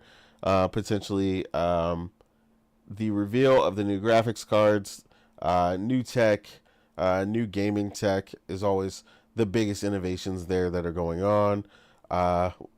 Basically, it's an example of how close are we really to Ready Player One, the book, not the movie. For people who, if you know, you know. But most people have only seen the movie, so it is what it is. But yeah, so obviously, like I said, NVIDIA is set to reveal the launch of the 5000 series. So we can all see how ridiculously expensive they are and watch them adjust the price later when they stop selling after the initial burst of people get them. AMD potentially going to reveal their next series there as well, along with the new AI upscaling tech and ray tracing tech that they've been working on in tandem with PlayStation. So hopefully that gets them on a much more level playing field upcoming for CES. Now the big one for everybody who's everybody here that you'll have heard word on the street is Xbox is coming out with new hardware, according to many Xbox pundits. You know, they will not stop despite Phil telling them no and this isn't happening and whatever. You know, you still got people banking on, you know, an Xbox centric handheld, but mainly the Xbox, you know, what is being dubbed the Xbox Steam box, where, you know, Xbox is going to essentially put out an Xbox that will allow you to purchase games via Steam and Epic and all these other things, which again, if you understand how business works, makes absolutely no sense. You're going to put out a product that allows you to make zero money from purchases. Like, again, I don't get it. But based on what we know about these potential new boxes coming out, you know, they're saying it's going to change the game. You know, everybody's going to want one, this, that, and the third. It's going to just revolutionize all of gaming. In the case for you guys, how do you feel about the potential for this new box or these devices, or what's to come, you know, at CES, if you're looking forward to anything else, is my question. So I will start with you, Morgan. How are you feeling about this potential new box? Does it entice you, the idea that's being floated around that you could purchase games from anywhere and get it in an Xbox-like form factor? Are you talking about Xbox's supposed Steam box? Is that what you're Yeah, referring yeah. to? Mm-hmm. No, I'm more interested in Steam. If they're making a console, to be honest. that would be the thing that intrigues me. I would definitely love to be able to access PC games in a console-like form factor. Okay. Being able to, just download games from Steam and play them on my TV. Like, yes, I know you can do the same thing with the PC, but I don't feel like dealing with the PC, guys. I just don't. Okay. Yeah, That's just not understandable. something I want to do. I would just prefer to plug and play my games. And while there's not like a huge list of games, I want to play that are exclusive to Steam, there are some games, like, again, I said I'm a big indie fan, and indies dominate on Steam, and there are quite a few indie games that I've seen that thus far are exclusive to Steam. So that would be what I would use it for, and obviously to play Xbox games as well. Yeah. But yeah, that would be great. It would essentially retire my my GeForce Now subscription, and I would just play games on that. So yeah, I would be intrigued to see if Steam.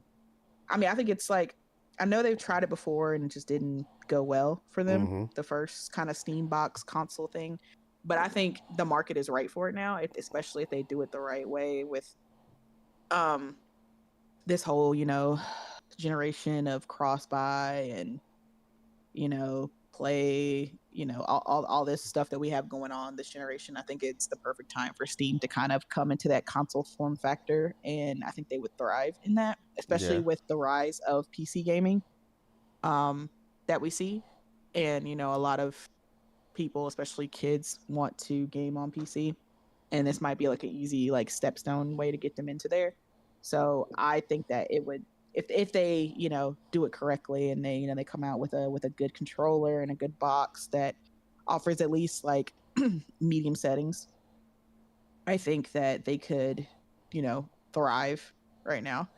And I think it would be something that even maybe PC players would like. They could have their console, or their PC in one room, their gaming room or their office, and then maybe have the Steam console hooked up into their room or something like that, and they could be able to share the library or whatever way Steam dictates. Or I'm sure they'll be able to sign in on their same account, and they could play their games, and then with the Steam family and all that stuff. So it could work out really well if they launch it correctly. So that's kind of what I'm looking out for.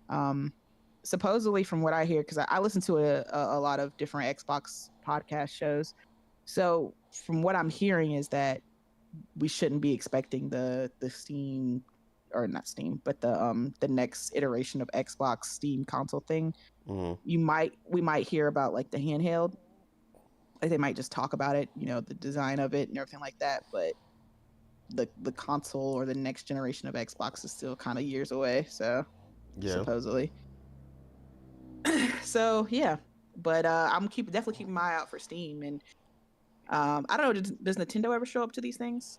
I mean, I doubt they'll announce the Switch there, but not really. But I mean, I wouldn't count them out, because Nintendo just kind of does whatever they want, so they could definitely just kind of have it during the week of CES and just do it alongside it. So that's always a major option. So yeah, I mean, hopefully. I know everybody's excited to see the 5000 series cards. So I mean, while I'm not picking up one, I'm definitely curious to see what it's going to offer next to at least in comparison to the 4000 series cards. Like what is going to be the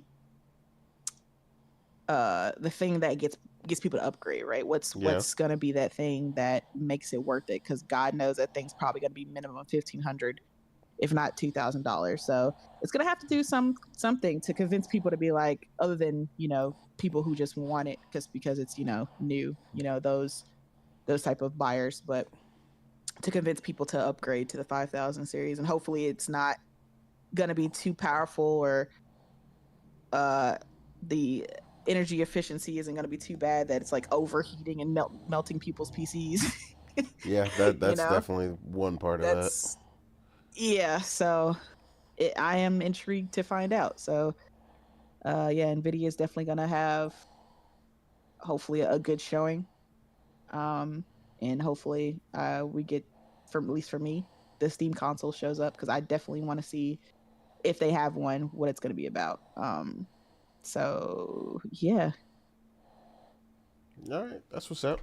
No, I think that is a very level-headed, reasonable way to look at CES, with all the goodness there.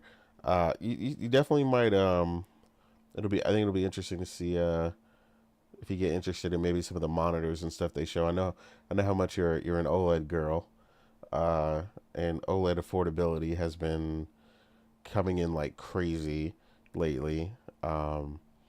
So there's a ton of that being shown, a lot of cutie OLED monitors and things of that nature. And they're coming down from that $800-900 price range, coming down to more like $300 to $400 and stuff like that. So making it much more reasonable, if you want like a second experience somewhere else around the house with the OLED, without it maybe being a TV in particular. So a lot of good things going to be there. Weeb, anything in particular you're looking forward to from the electronic show coming up next week? Any thoughts, like I said, about a potential Steam Box 2 or any of these things that we're hearing about?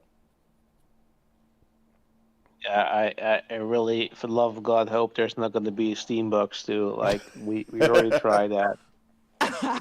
We We did. rained on my parade. Oh man. We did. Yeah, I mean, we have the Steam Deck. Come on, leave it at Oh that. man. Yeah, I mean, I'd be interested to see if the adoption is a little different if they switched it up the right way. But yeah, like you said, it's such a delicate balance between price and performance, and that was the issue they ran into last time. And if they can't manage the price this time, it'll Guarantee, be an yeah, issue. we're gonna sell 7, 8, 10, 15 million a year. So really Yeah, push but up them prices. there's absolutely no added value to a Steam console. Just get a PC. Like the Steam Deck is a handheld. That's its added value. That's where started this sort of PC handheld craze. Like I'd say just focus on that, and try to make a successor of that. That's less bulky, has more battery life, better performance, that kind of thing. so you'd be interested in Steam Deck too? Potentially, yeah. Okay. I could see that. It's about that time, honestly. So Yeah. I mean, they're gonna have to at some point to get ahead of that power narrative. Um, yeah, there's always rumors. There are rumors about the Switch 2 getting announced there, or the specs getting announced or whatever. Yeah, sure. We'll be interested in seeing that. But the thing is, like with the Switch, it doesn't really matter. If what the specs are. Like it's the games. If you want to keep on playing Nintendo games, you're gonna have to get the Switch 2 at some point. So yeah. I absolutely. am absolutely gonna get a Switch too. Are you now? Your day one? Yeah. I missed out on Switch 1. I'm not gonna miss out on Switch 2. Okay. But are you gonna get the Switch 2 or are you gonna get a Switch 2 too? Switch 2. Good one. Okay. So that would be your big thing for Yeah. potentially next week.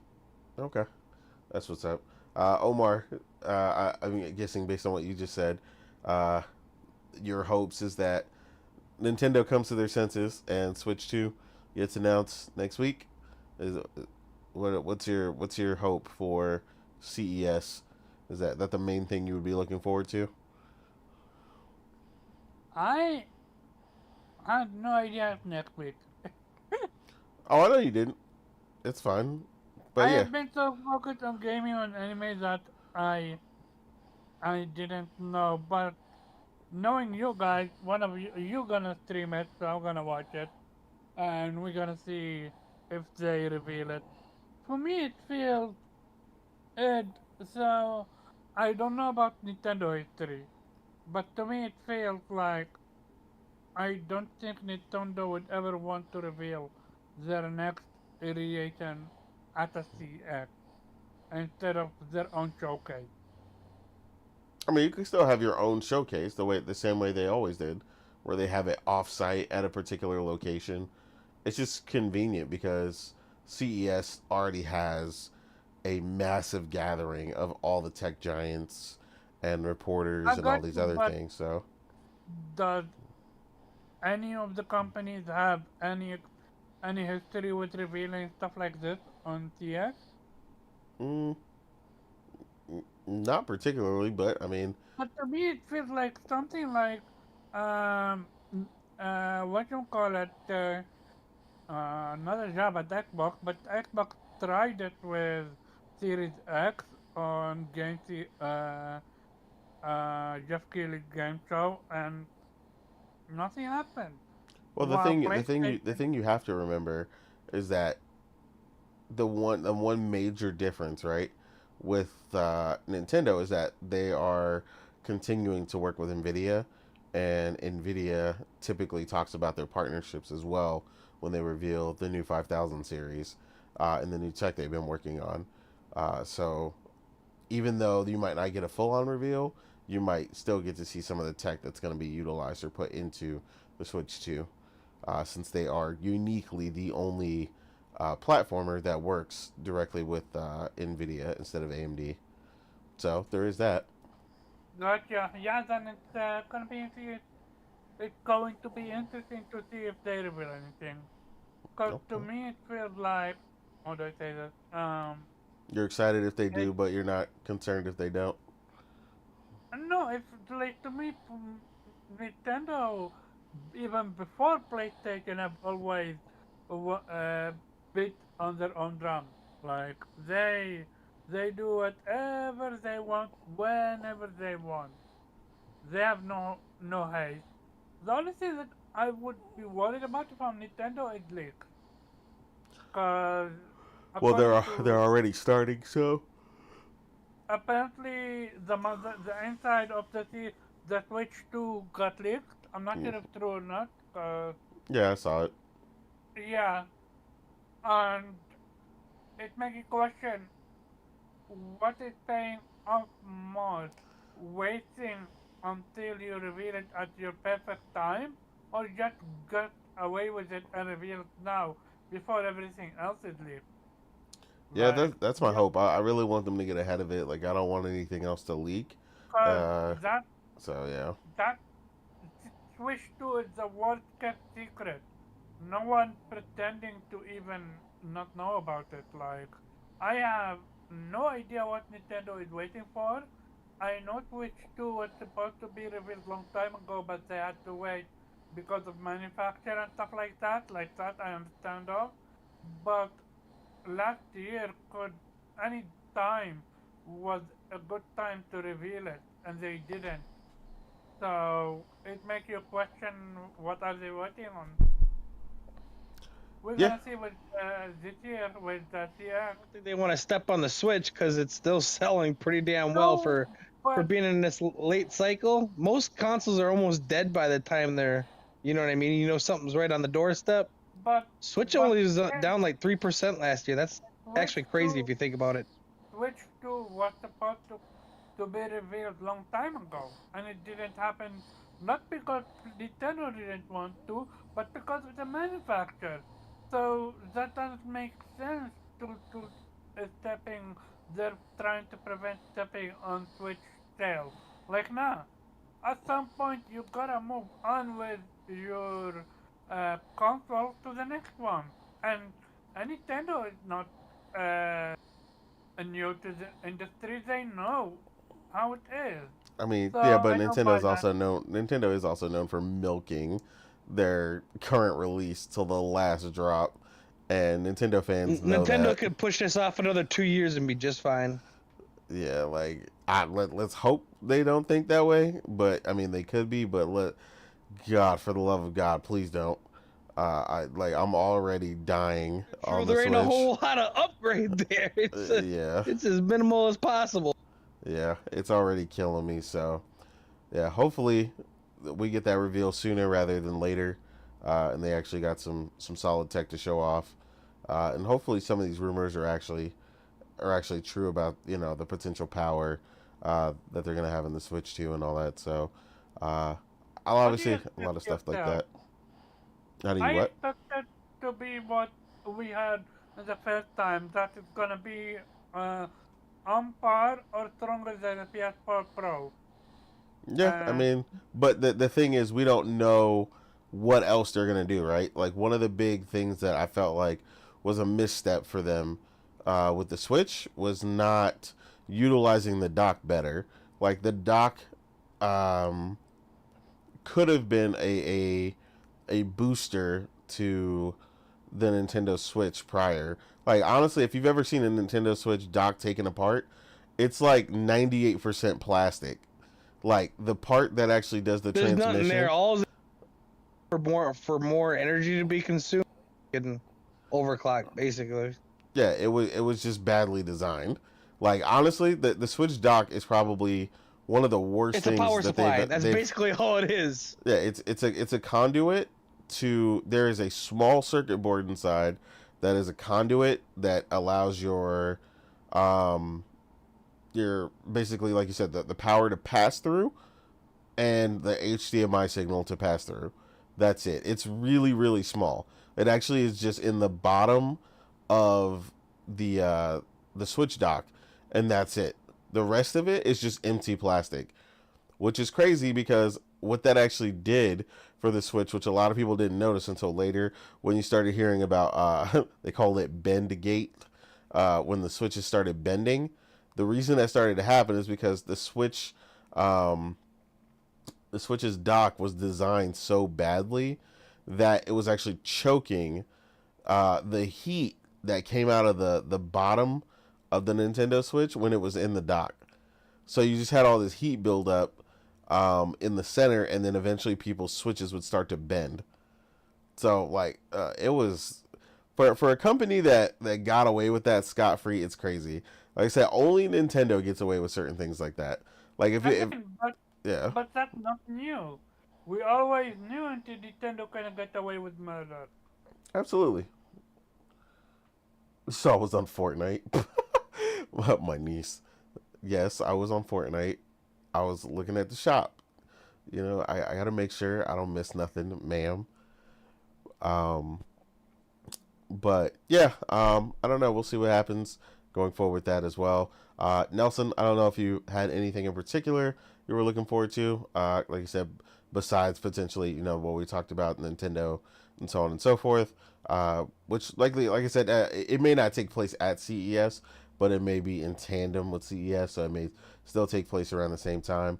They did say at least next, this year is when the reveal would happen. So was there anything in particular, either, new tech wise that you were looking forward to that you hope gets revealed next week? I just want to know how much the Switch 2 is gonna cost. It doesn't sound like it's gonna do anything special, so I agree. hopefully it's at least affordable. Yeah, I agree. Were you Starting price is going to be definitely a key factor for a lot of were people. you happy with your first Switch? That's a question. I don't really use it. The kids use it. It keeps them quiet in the car. You never used it? No, Then I played Mario RPG on it. That's about it. then you're already interested in the two then. I got kids. They are. Yeah, so he's going to be day one, even if it's not for him. If But, I traveled more, I'd play it more. But I drive everywhere I travel. Not really an option. So yeah, for until me, I can for me, afford a it'll be like chauffeur. that. Not a chauffeur. But yeah, we'll see. We'll see then. Yeah, I agree. Price is a big factor, as well as what the what's going to be in it, so on and so forth. Hopefully, they do a solid job justifying whatever this price is potentially going to be, and we get a chance to see some of the new tech that they're talking about implementing. Like I said, them being the one and only of the big three that work with NVIDIA. I think this is NVIDIA's chance to show off. Show they got what it takes. So they can stop losing these bids with the rest of these consoles. So we'll see what happens there. For me, obviously, CES. I mean, yeah, I mean, that would be the massive announcement. Switch 2. Honestly, a big thing. I want to see the pricing on these new cards. Not because I plan to get one right away. I got to see the pricing. I think Switch goes with like NVIDIA because NVIDIA is like, yo, we're throwing this shit out. You want it? Well, NVIDIA, That's my personal opinion. NVIDIA, they like what NVIDIA did for the Switch in the way that they designed the chipset for it. And they're really good at it. Like, I mean, I think they really are. The problem, though, power-wise, is NVIDIA is always the more expensive option. So yeah, I think Nintendo goes with them because it's like shit they're gonna discontinue anyway. So it's like we got all this leftover shit. Yeah, so we'll see what they end up doing with that and the actual tech. I think I'm more interested in the tech they're gonna potentially use with it going forward. So that's like the main thing that I really want to know what's gonna happen with the Switch when they do finally reveal that. I really want a dock that can boost shit. Like I can go get the Switches and get a dock later for a couple $100. It can make it an actual sit down, decent experience. Not playing it like 1080-30 or fucking 1080-60. Yeah, I mean that's my hope. That's my hope is that they do finally utilize the dock properly, not create a dock that is going to choke and strangle the heat of their system, but like you said, make one that's purposeful. If I gotta pay for it, that's fine. You have one that mirrors onto the TV, but you have a upgradable one where you can go and spend a couple $100 and get more out of it. But is that gonna happen? Is that possible? I don't know. Yeah, I mean, there's a lot of possibilities. I think they'd be smart to do that if they're going to utilize it for more advanced games, like obviously the big elephant in the room next year, this year is GTA 6, so on and so forth. So I'm interested to see what Nintendo's solution is going to be for some of these things, because you definitely don't want to launch a console and already be behind, because one of their main goals they did state was better third-party support. So in order for that to happen, you got to have the power to support third parties. So we'll see what they say about that. Okay, but do you think they're gonna be able to get a GTA 6? I mean, I mean, I don't know. The Series S can, so I don't see why not. It's gonna have more memory than it. I mean, there's a lot of solutions to that. There's cloud. There's a bunch of stuff like that. Like we don't know what exactly the Switch 2 is gonna do, so we won't really know until we get to see it. That's why I said the reveal is the most important part right now, so we can actually get Nintendo to start talking about it instead of depending on these leaks and all this other stuff. They got to put it fully out in the open so we can really see what it's capable of and go from there. And then we'll see if they get it. They would be the one company that doesn't particularly need GTA 6, but they still need to be able to get games that are at least on that level going forward, because games are just going to get more and more demanding going forward from here. So you don't want to be already behind the base PS5 at this point. So we'll see what happens. Other stuff that obviously for me is different. There's a lot of PC oriented stuff that I'm interested in. Really just innovations in honestly storage. This type of stuff will benefit obviously us on the console front in the future, things of that nature. But we've had a lot of innovations in speed for storage. But speed, like a lot of the stuff is like so fast you don't even need it anymore. So most games will load instantly on a 500 Mbps drive, and the drives in the PlayStations are like 7,000 Mbps. So like we're well above that. What we need now is storage size.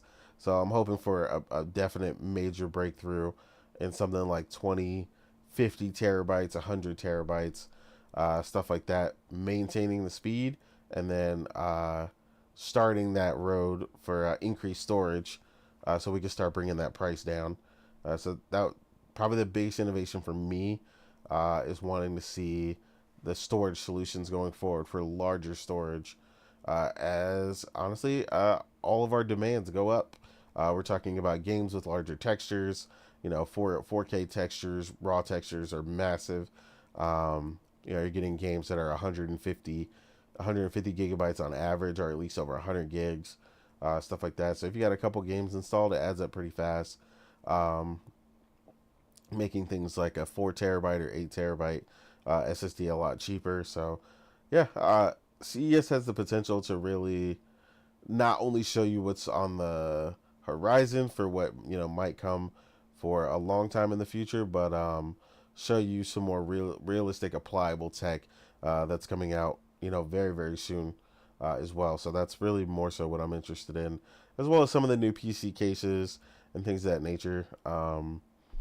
Because as we go forward more into it, like you guys said, a lot more people have become interested in PC gaming and stuff like that. So a lot of different form factors, small form factor PCs are becoming pretty big as well. That could fit a lot of power in a small form. So I don't know. We'll see what happens. But a lot of potential there. Well, Xbox and Nintendo. that's a lot to, to there, put so. into that glove box. It is. That's why they got to be designed so well. Because I'm the main one that doesn't trust the small form factor PCs. I'm always a proponent of heat being an issue. Luke. So we'll see what happens with that. As far as our next topic, one of the big things that has been going around, if you've heard any semblance of any of these podcasts lately, well, our very famous quote. At this point, it's a yearly event. Xbox, podcasts are claiming once again, as per usual, another year as the year of Xbox. So Xbox 2025 now is the year of Xbox. PlayStation doesn't have anything, outside of Ghost of Yotei.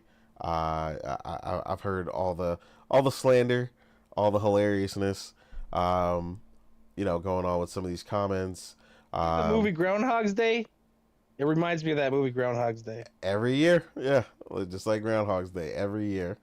Claiming, they're going to release 20 games this year, or, they're going to release a major AAA game per month, with Xbox. Trust me, look, I'm a gamer at the end of the day. I hope that's the case. Sure. But do we think that's really going to be the case? Absolutely not. Claiming things that we definitely know are way further off, that are not even releasing in 2025, stating, Xbox is going to release literally everything but the kitchen sink is insane. I definitely think they're in a potential better place than where they've been in a long time as far as releases and potential releases. But personally, I don't see it being this major step. I mean, they're still dealing with, their insecurities with the Black Myth Wukong developer as well, to the point where, you've got some of these shows out here claiming that team is lying about the Series S being an issue.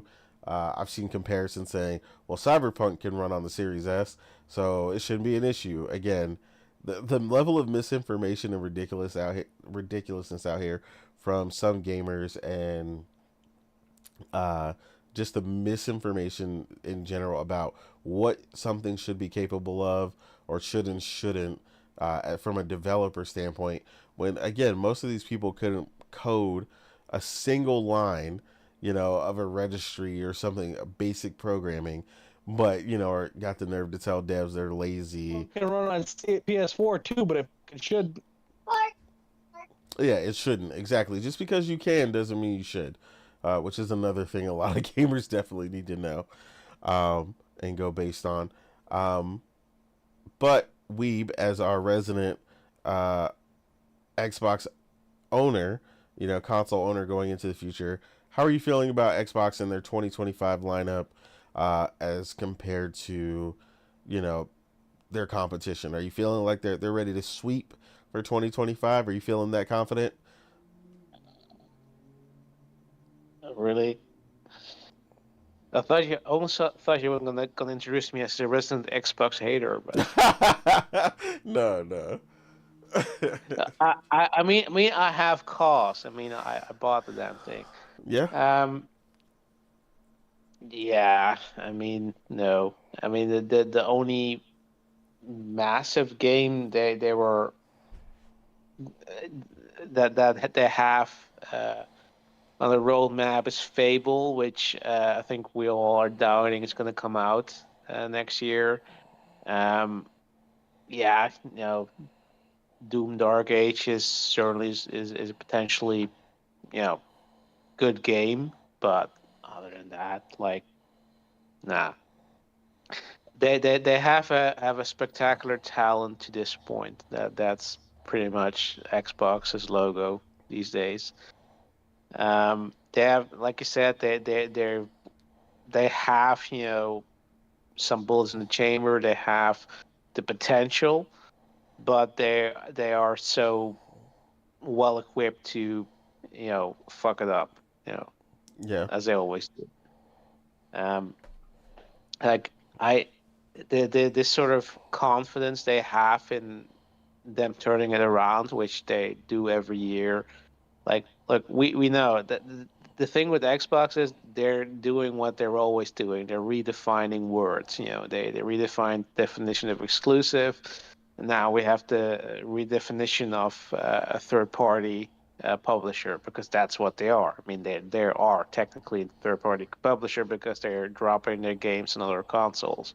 True. Um, but yeah, that's their strategy. They're gonna confuse the fuck out of their own fan base. That they still have a console in the race, but at the same time, pretty much everything is going to go to the rival console. So yeah, and the thing is that this might work in the sense that they're fanboys, they're fans, they're consumers have no fucking clue what's going on, so they don't know what to think. So they're just gonna think, oh yeah, maybe this is good. And that's what they always do. But this right now is sort of like we're gonna win by confusing the fuck out of everybody, or enemies and our allies. That's sort of They won't their realize it till it's too late.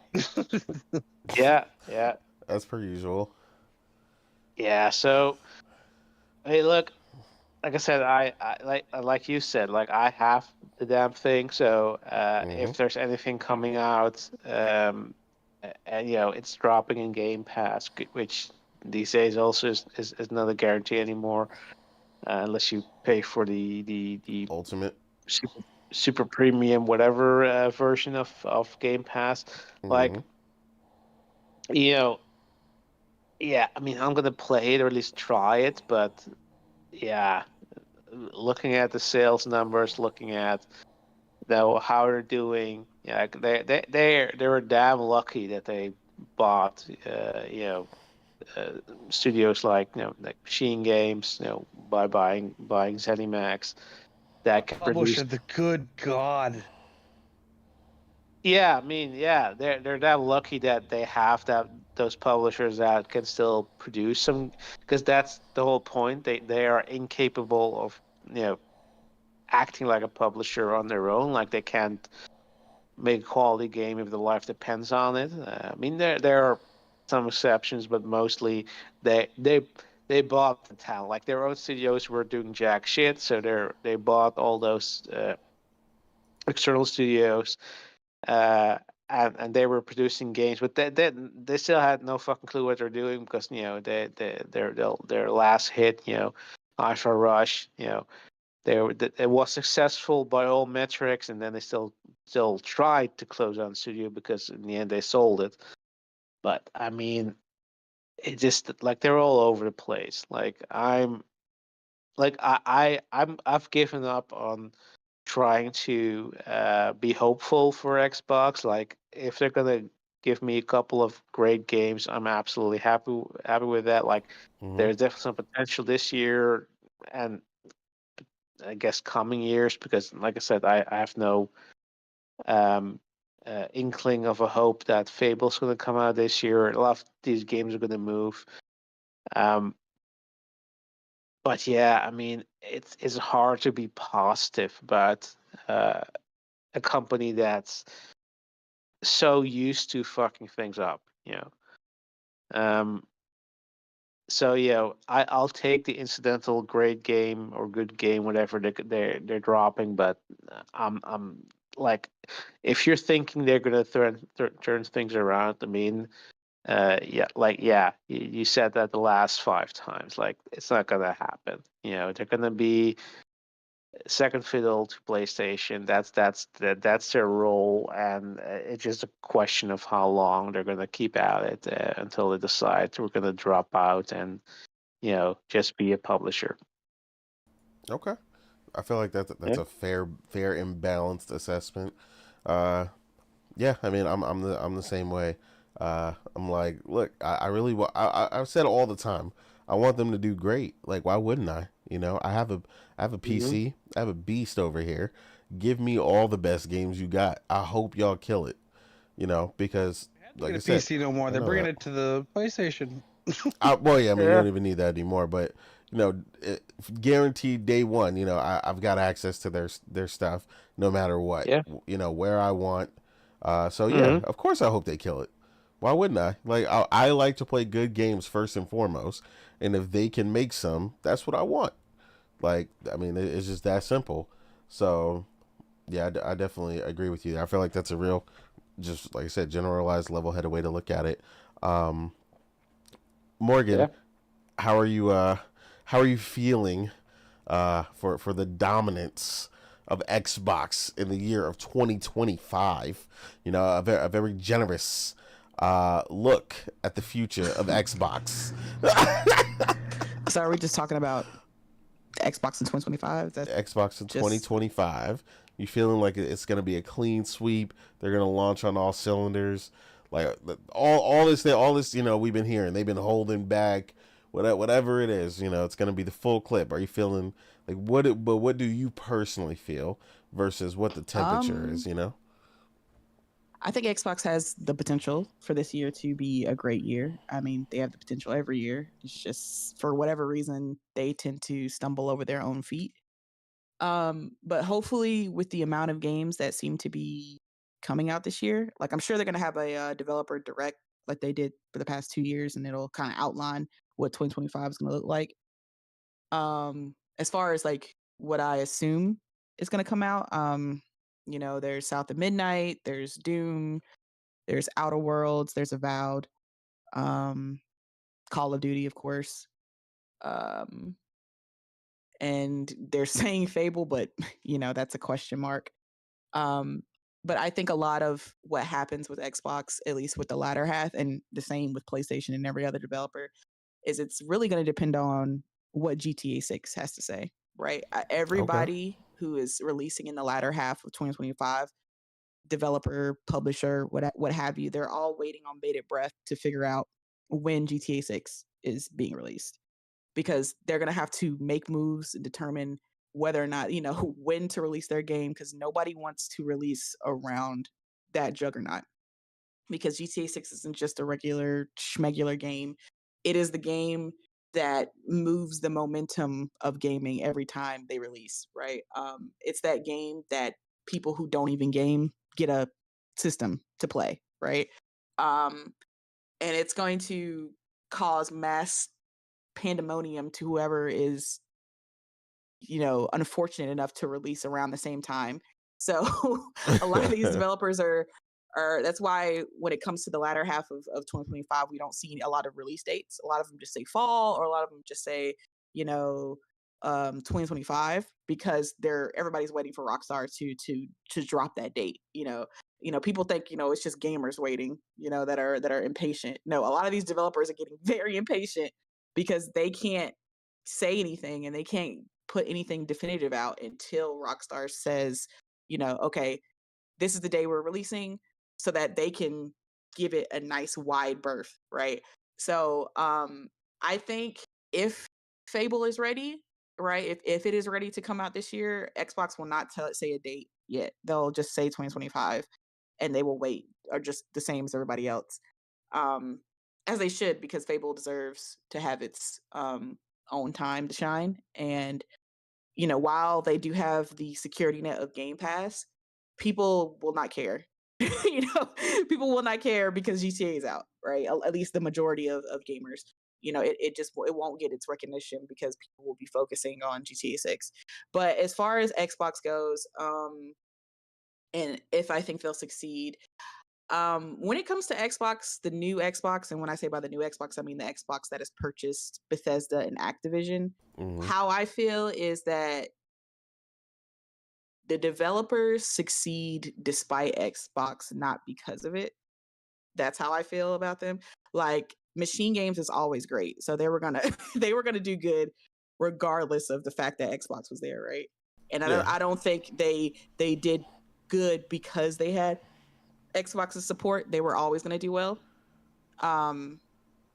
It's just that they're a great studio, so that there's no. I don't think them being purchased by Xbox, like, oh, I've heard they only make a phone call once a month to those studios. They don't even have nothing to do with none of this shit. I would believe it. I mean, I think I agree with Weeb when he was talking earlier about the games. I think that he said this when he was talking about the games he played. That it kind of showed a lack of confidence that they kind of put it at the end of the month. The end of or the end of the year, I should say, released Indiana Jones in December, because I feel like they were just like, I mean, we're not really sure if this is going to hit or not, so we're just kind of put it in that month that people really don't pay attention to. And then of course it was a success, and I feel like it probably surprised. We obviously saw it surprise Xbox people. They were not expecting it to be as good, but I'm sure it surprised Xbox as well. And that kind of just speaks to them, because I feel like if they had released it in, a time when the Game of the Year nominations were being discussed, Indiana might have been nominated. And it at least would have been nominated for some awards, and they would have got some recognition. But again, another Xbox decision. But I think South of Midnight will do well. It looks like, from what I've seen and from the amount of gameplay that's being shown, and the the in-depth behind the scenes that they're showing with the game, I think it's going to do well. I just don't know if Xbox gamers will support it. I just, especially with this climate now of anything being, anything that's not starring a white male is just DI and woke. So I don't know how well the game will do. The gameplay looks phenomenal. The story looks cool, but I don't know how far gamers are going to go to support it. I think, I'm not sure about Avowed. Like, to me, I just, it's not anything I like, but I don't really like fantasy games like that, so that it was never on my radar to begin with. But I don't know, it's something about that game and it being delayed because we had too many games. I feel like that was a lie. But I don't know, I don't know, it just feels like it'll be like a okay game. I don't see it being like a breakout hit, but I mean, who knows, I could be wrong, I've never played it. So Doom's is going to do great, obviously, because just Doom's Doom. I mean, I don't expect that to flop. And people are very excited about Doom. And what else? Again, I think whenever Fable decides to come out, if it's 2025, very doubtful. But if it's 2026, I think Fable will do well. I have faith in the Forza Horizon team. At least, graphically it looks fantastic. From the initial trailer that we saw, the dry kind of funny British humor that Fable's always known for is present, at least according to the trailer. It looks funny. It looks, that crude humor that we like from Fable. So I kind of have faith in it. I can't wait to see the second trailer, or when they actually, go into a deep dive and show like gameplay and stuff. Maybe that will be the kind of separate event, like how they had the direct, and then they had like the separate direct for Starfield, and then they had in 2023, and then in 2024 they had the direct, and then the separate one for Call of Duty. Maybe the separate one this year will be for Fable, right? And it gets its own kind of kind of gameplay breakdown. That would be cool. I agree. Because that would be, I think that if any game coming out in 2025, if, like I said, if it does, deserves its own kind of showcase. Fable would be that one, that game that's finally coming back, right? That Xbox game that everybody loved that is getting, its due course essentially after the closing of what was it, Lionhead Studios or whatever. Yeah. So yeah, so my overall synopsis with this, and I've been kind of ranting, but I feel like this is good for stuff. 2025, Xbox definitely has they have, as far as quantity of games, they have a good amount of games. So if they can just manage it correctly and release them at a specific cadence, like one game comes out, we know probably Avowed's going to be the first game that comes out since it's February, and then maybe South of Midnight in like March or April, and then maybe Doom in like June or July, and then if they have Fable coming out more in the fall, then obviously Call of Duty is like November. If they can get the cadence right, and if the games hit how they could hit, Xbox could have a great 2025, right? It's just, I don't know. It's just like when everything's lined up for Xbox perfectly, they, for whatever reason, decide not to follow through.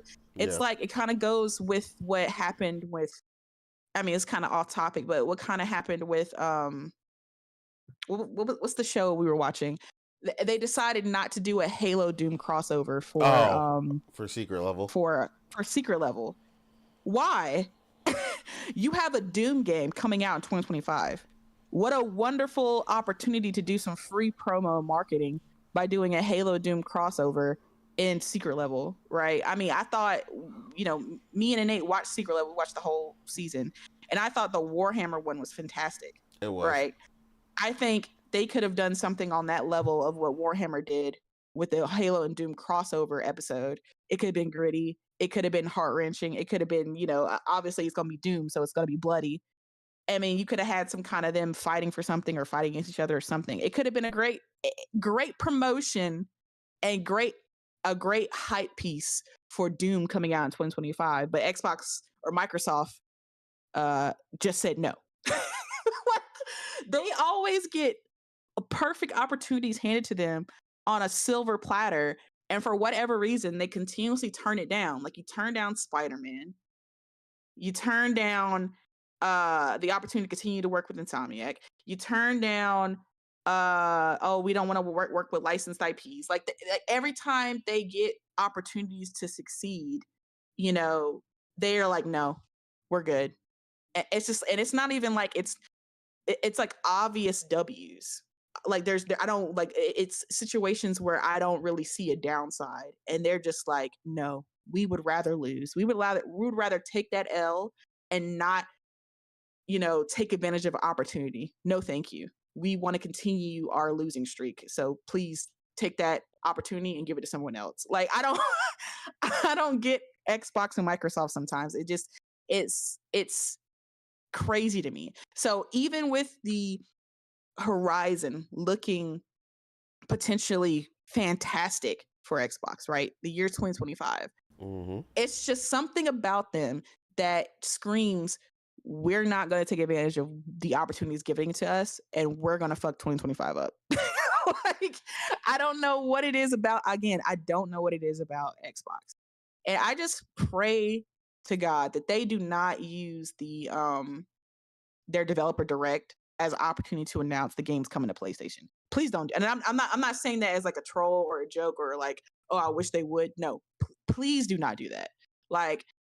Because there's supposedly the rumors like Forza is gonna come and Starfield. It's like if those thing to do though. If that is true, please do not do that at the direct. Give that is dead. That is for Xbox fans and the fan base and people who purchased the console to have their moment and know what's coming in 2025. If you're releasing games on PlayStation, please put that in a separate blog post on Twitter or something, in a separate trailer. Don't do that at the damn developer direct. Like, please. It's like, again, because they always do this thing where they kill people's hype, just like at the summer showcase. Why? What does it matter?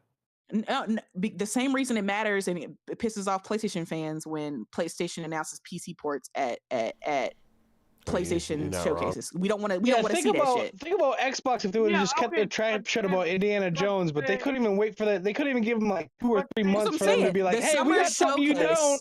And it's like, Exactly. nah, you don't even get to do wait it. for a release. Like, now this shit coming to PlayStation. They didn't even, Exactly. like, They it's like didn't they give troll their own fucking Xbox fan They base. they don't facts. they don't care. PlayStation doing it as well. That's what I'm saying. They- It's like they don't. I'm just like, give Xbox fans a moment to No, have companies that don't moment care. Companies don't have care that about the moment feeling. That's the issue. to have that moment to enjoy having a great game come to that console. It's just like, again, you announced Nobody Indiana any good knowing Jones. it was PlayStation. They could have said that in February 16th, and they could have had two whole, like, you know what I mean? A month or Yeah. 2 months. Exactly. You don't- could have let them have that moment. We have Indiana Jones. We finally have a licensed IP that we've been asking Xbox to give to us. Like, PlayStation has Spider-Man. Please give us something. They had Indiana Jones. Cool. It's Machine Games. Awesome. They gave us a release date. Yes, coming out December. And then like 2 seconds later, you say the PlayStation release date. Why? That was unnecessary. You didn't have to do that. You could have waited until next year and be like, oh, by the way, if you're a PlayStation fan, especially if people are on the fence about getting it, you could have got people to invest in Game Pass or an Xbox to play Indiana Jones. But now they're like, oh, well, I don't have to because it's coming to PlayStation in 3 months. So it's just like, you probably messed up sales opportunities there too. So it's just like, there was no reason to announce the PlayStation port. It's just like, give Xbox fans something. And then It was almost to make sure nobody went out and bought an Xbox. Like, hey, don't it's worry, like you they ain't- were just like, let's make sure. Don't worry, PlayStation fans, we're catering to you too. Like, there's no don't need worry, to do don't that, go bro. go buy an Xbox. You'll get this in a couple months. Just hang on. Yeah, exactly. It was just like, Like, I I keep won't. waiting because for me, when it came to this generation, I didn't buy a Series X at launch because I was just, they didn't launch with any exclusives, so there was really no reason. So I kept waiting, and then they finally announced the release date for Hellblade, and I was like, okay, that's probably going to be the moment that I invest in an Xbox. I really want to play Hellblade 2. I enjoyed Hellblade 1 on PlayStation. Hellblade 2 is going to be exclusive on Xbox. So this is the prime opportunity. This is what you're supposed to do. You're supposed to sell me on a game and get me to invest in your ecosystem. Bet.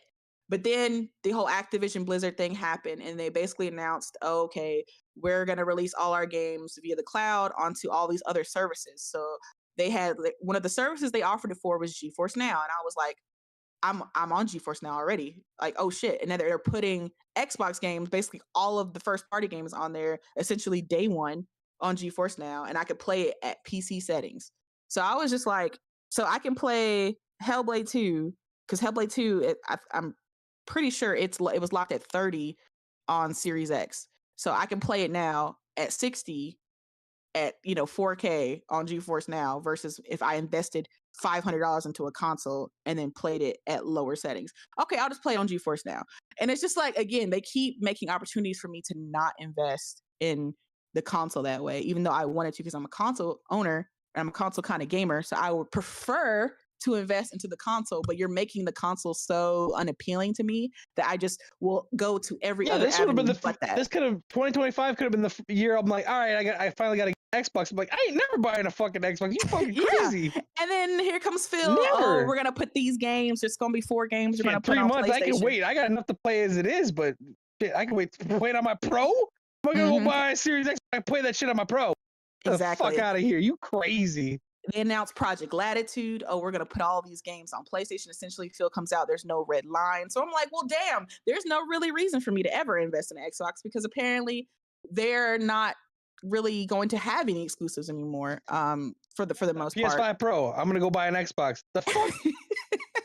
I was just like, well, okay. I mean, it's essentially Xbox telling me don't worry about it. So I guess I'm not going to worry about it.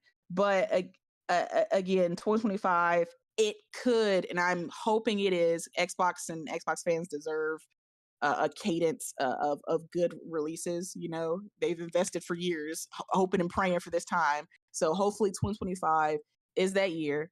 They have the games there to give it. It's just, will they launch and will they be quality? Those are the big questions. So as far as me personally, if I had to bet, I think there's a 65% chance that this will be a good year for Xbox. That's how I feel. No, again, a very fair way to look at that. they have yet to prove themselves in a consistent cadence yet. Yeah. So the very hit or miss feeling. Indiana Jones was great, but it was also at the end of the year. So, the rest of the year was really nothing. They had Hellblade 2, and y'all know how I feel about Hellblade 2. So, again, hopefully 2025 will be a different note for Xbox. No, I agree. Nelson, you kind of chimed in here and there, but how are you feeling? You feeling the same, or are you feeling different about the potential? I just find it human. Actually, some game. Finally, the games I've been waiting for 3, 4, 5, since 6, 2017. Many years. Yeah. Yeah. Finally pretty showing much. up. Showing up, and they're coming to PlayStation. So it's like, I gotta go get a. No, I don't. No, I don't. I can play best on my PS5 Pro. Microsoft said, we want to let you know that we appreciate you. And you don't need to buy our shit. Yep. Right. Like, hey, don't. They say stay put. You can play it best right where you at. Right where you at. All right. You said don't tip me. Because I'm definitely getting that. I'm a big fan of Outer Worlds, so. Oh, okay, cool. That'll definitely be a day one for sure. Yeah, I thought that would have been real silly not to put that on PlayStation, especially considering the first one was. Well, they said Xbox exclusive 2 years ago. Big fucking bold letters. Yeah, they did say last. that Outer Worlds was exclusive, but I mean, oh yeah, people also assumed Xbox Indiana console Jones exclusive. was going to be exclusive because according to the leaked documents, they went back to the court. Trial, They went back to court to get that, but then they were like, yeah. well, they thought they were going to sell some fucking consoles too. Yeah, and then they spent a bunch of money and said, "Shit, we need money, dog. Exactly. We ain't getting it out of these people." The reality of Xbox and their numbers came through, after the Activision deal and them spending billions of dollars on that. I think the reality kind of hit, and the metrics that they were hoping we ain't gonna get out of this fan base, get there. So unfortunately, they had to change, trajectory, and now it's, everything's essentially everywhere almost. So, yeah. No, I agreed. That's what's up. Omar, how are you feeling about the tempo of Xbox going into the future? Obviously, you got full access to their games. So, what are you feeling like it's looking like for you playing their games in 2025? George. So, I need to answer Morgan Hall's point with one single thing. If Xbox gamers themselves don't care, why should we care? Like everything they care. They definitely care. They don't look. No, they don't. They put one person ahead of everything. They worship that dude so much that when we told them releasing a next-gen console without a next-gen game is not acceptable, they went console wars. They didn't think, oh yeah, that makes sense. They would rather like for example, Death Stranding is a game that existed long before it hit Series X. Nobody touched it. It hit long before it hit Game Pass PC. Nobody touched it on their side. Like they don't care about games unless it's not on PlayStation. Any PlayStation games they're gonna downplay. Because they don't care about... sure, but that's a fanboy thing. Fanboys on both sides do that. But it's the thing is, like, yes, they will say one thing on Twitter, but we know how they really feel. Like, yes, they say they're fine with the new strategy. They're fine so let's keep it a buck with Xbox doing this and that. But I mean, you can hear it in their podcast. You can see it when they're actually, honest about their feelings. They hate it. They absolutely hate it. Like they say they like it because one, they don't want to admit fault with them or Xbox, and also they can't do anything about it. This is a strategy. There's nothing they can change. So you either have to go with the boat or you jump ship, and they don't want to do that. So they just roll with what Xbox is doing because they don't really, what they say isn't going to change anything. So they just roll with it. But we know, like, if there was a choice, if there was a button they could press that made Xbox do a more PlayStation strategy of keeping their games exclusive to their system, at least for a timed basis, they would absolutely hit that button. They would do it. Oh, yeah. They wouldn't even think. They'd get it done in a heartbeat. I mean, we even see Xbox fans regretting Xbox purchasing Activision because they know that this was one of the biggest catalysts to their new plan of releasing games on PlayStation. Like that was the Something we decision. warned them. How many times? Yeah, but I mean, it's just like a child. Like when you warn somebody not to touch the stove, they're gonna. In order for them to learn, they gotta touch the stove because there's no other way. Yeah, but they wanted it because they actually thought they were gonna have those that's the games thing. exclusive and shit like that. They're just exactly, Nelson. They thought that with that purchase, they were going to get exclusive games, but the opposite happened. And now they're just like, well, damn, if I had a choice, if I could make a choice and erase that, I would. And it's just like that shit in a hot second. Like Call of Duty on Game Pass, keep that shit. Give me my games back. Yeah, exactly. I guarantee it. 9 out of 10. 9 out of 10. Mm-hmm. Shout out to King Trash. He always said they are a closet PlayStation fans, which is true. Like for example, hype for Hellblade 2. What happened to Hellblade 1? Did you touch it? No, I didn't. Hype Yeah, and for Hellblade kind of came and went. Like they talked about it for a couple of days and then it was done. hype for what you call it? I play that shit. They South just of- wanted it to South of list Midnight. wars. That's all it was. Mm-hmm. Hype for South of Midnight. Did you play Kena? No, I didn't.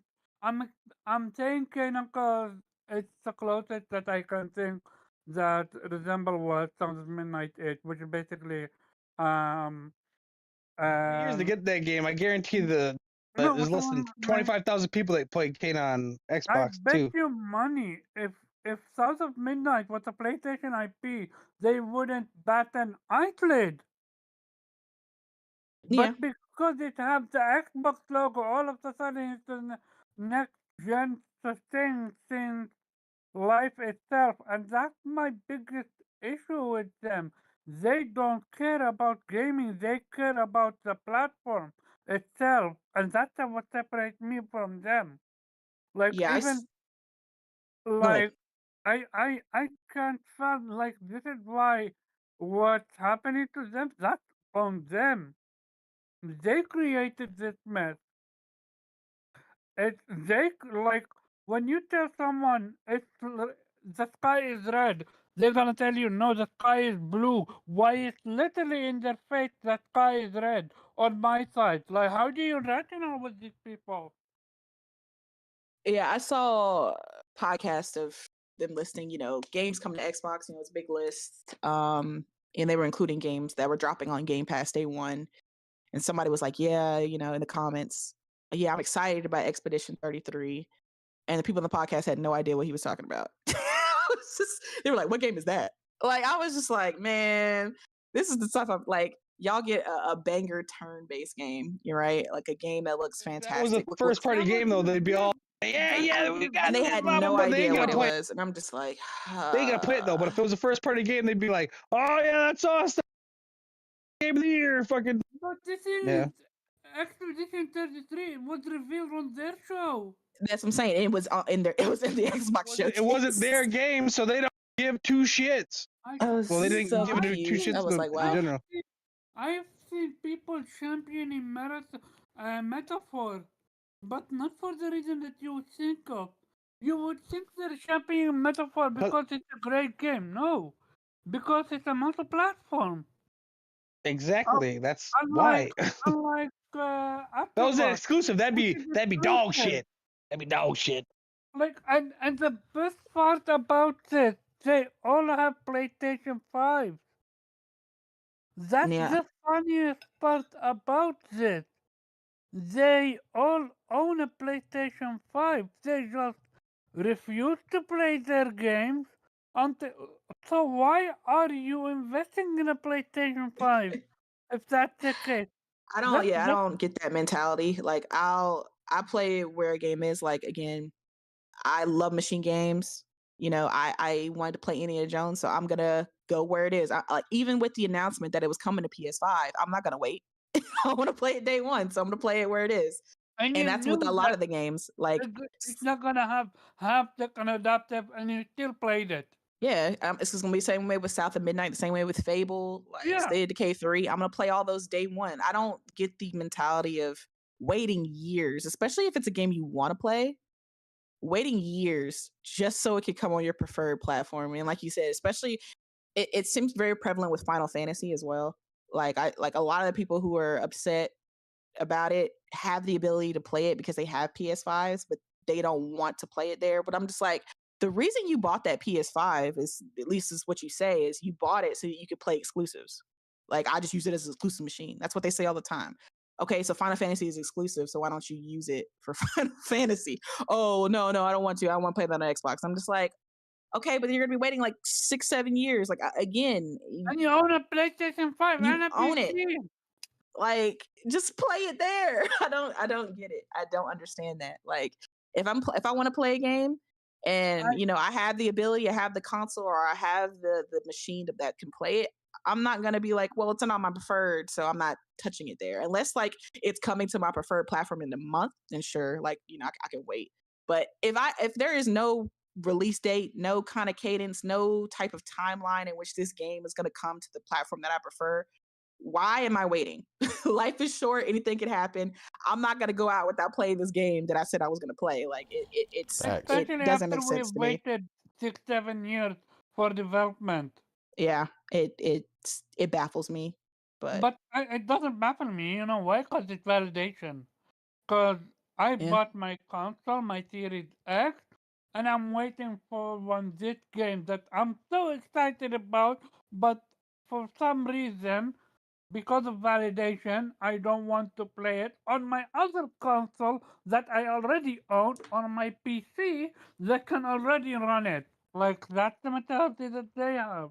And to me, that's just not, I'm not trying to gatekeep here.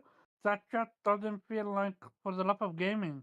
You're just now a gamer because of a company. If that company goes out of business, what you gonna do? Stop gaming? now I'm gonna go to PC because PC is Xbox, bro. Yeah. It's frustrating to know. And as for me, I'm done with them in sense of like I used to feel sorry for them, Yeah. but when you read how they trying to downplay PlayStation, like you never see me the time downplay Xbox exclusive. Like I played Ori, I loved it, played Gears of War and enjoyed it. And I said so. I never said anything about Halo because I never played Halo. How dare I enjoy a game that's not from PlayStation? I'm a traitor. Yeah, that's how it goes. Yeah. Imagine waiting on games. Like the only reason I'm waiting on Indiana Jones because right now my PC is can't afford 100 gigabytes for Indiana Jones unless I delete Yeah, you guys are deleting Cyberpunk. all that crap you got on there, bro. Sorry? So you got to start deleting all that. I know you got so many games on that PC of yours. You got to start Yeah. All So that porn. it's frustrating to know and that but at the end of the day, I played Hellblade 2 and then shit on it, respectively. No, not fuck that. Because I needed to, because that game was trash. And Yeah. what? They championed it for what? 5 minutes and then moved on? Because even they knew this is not a game to die on, to hell to die on. I, if you would rather play Hellblade 2 over Rift Apart or Death Stranding, hey, have fun with Hellblade 2. That's all I'm I gonna say. mean, they know about the Death Stranding 2 greatness now, or Death Stranding 1 greatness. All of a sudden it's a great Oh, game. wait. Oh, wait. You mean they got a taste? You mean they got a Mhm. taste? Oh, that's their favorite word now. Oh, but Yeah. here's the thing. They have a taste when it hits Series X, not when it went to PC Game Pass. Another thing that they already owned, but only when it hit Series X. Oh, this is You an know, amazing game. it's Yeah, something I know. about I when you played turn the your game. console on and you see that Xbox logo. You know, it just changes. Like all of a sudden, the game just becomes great. Yeah, all of a You know. sudden there's a game. You know how you said that I play games as trash? This is how Hmm. they see it. Instead of trash, they see it legendary. No matter what it is. It can be broken, it can be whatever. The second it have a Xbox logo, it's Just like over. you and Power Rangers. Fuck you. Yeah. No, but that Hey, is actually Oh a man. perfect segue to our last Oh man. our last thing that we're gonna address, because I'm sick of these motherfuckers talking shit when ain't nobody Oh on their man. show to defend nothing, when ain't nobody on the show to say nothing. All this nonsense that's been going on their shows lately. They talking a lot of shit right now. So uh, right now, and you guys may not have seen it, but I know Morgan has seen it. They're feeling away, because they're feeling as Omar would say, validated, right? Because some random dude, you could call him 298-887 for all it mattered. He could be a random number because none of us know this person. None of us care. We didn't care yesterday, and we don't care now that that he allegedly had an epiphany. Um, he apparently woke up one day, and he's supposed to have been a PlayStation fan his whole life, and he woke up and his wife bought him a Series X and 2 years of Game Pass, and he saw the light. Xbox is the best box now. He's the best bot overnight. It's just been so fun, and Halo is such a wonderful game, and it's just changing his life. Quick resume and this, that, and the third. I'm gonna be like, look, I'm gonna tell you straight up. Just like the Steelers coach says in that meme, we do not care. This guy could play Halo till he is blue in the face. He could go play Gears of War. I do not care. I could play all that. Matter of fact, I own the Master Chief Collection in 3 different places. It does not matter to me that this random person is playing a game, and now they got this man out here trying to do a world tour on multiple shows, trying to act like, yeah, this is it. This is how all PlayStation fans would feel. If they would play, an Xbox game, they would just understand why it's so amazing and so great. And, the whole world is wonderful, and it's colored in rainbows, and everything tastes like, cinnamon rolls, when you play an Xbox. And I'm just like, Cinnamon rolls. like, I'm just saying, Damn, like, now I want some cinnamon rolls. right? Like, this whole thing about PlayStation fans just don't know because they haven't played. Like, stop the cap. Like, stop the nonsense out here for your validation seeking and this, that, and the third. Yeah, I mean, cool. You want to talk to that person. You want to be, have a ball with that person. Cool. But this person does not speak for everybody and anybody. I have played Halo. I've played all those games. I've played Gears. Matter of fact, I beat Gears 5 before most of them even beat it. So, like, we ain't even gonna have that conversation about people not playing these games, right? Like, I live that life. I've been that. So, like, this whole, PlayStation fans would be this, that, and the third if they just played it. It's like, no, bro. I play good games no matter where they're at. Calm that noise down. And no, quick resume ain't changing nobody's life. And I don't care if you like it, or you are obsessed with this stupid feature to save, 8 seconds of your life because you didn't have to go through a splash screen that sometimes gets held up and just, breaks the game in the first place. The reality of quick resume, the fact that it doesn't work on several games as well. Like, there's a whole bunch of caveats to a lot of this noise and all this rah-rah and all this shit they've been talking lately. Like I said, like, in reality, honestly, I would mess with a lot of these dudes, like as a gamer, if they didn't do all this bullshit on the side and all this lying and all this ridiculousness that they got going on right now between, this validation seeking that they can't seem to put down. It's like again, this is why I said, and Sonny was in the chat earlier, right? He was saying, man, I'm catching strays as an Xbox fan, and I told him, I was like, nah, man, you are an actual Xbox fan. You're not an Xbox fanboy out here bullshitting, you know, talking about this is great and that's great, and you know, Quick Resume changed my life. You know, I lost 80 pounds thanks to Quick Resume because you know, because you know, it's like it's like a, you know, what was that thing? I mean, they still sell it. What was it? Slim Fast. You know what I'm saying? They out here out here treating Quick Resume like it's Slim Fast. You know, because of Game Pass and Quick Resume, I changed my life. You know, now I went skiing in the mountains, and you know, I climbed Mount Everest. You know, because of all the time I've saved with Quick Resume. Like, man, get out of here, bro. Like, oh man.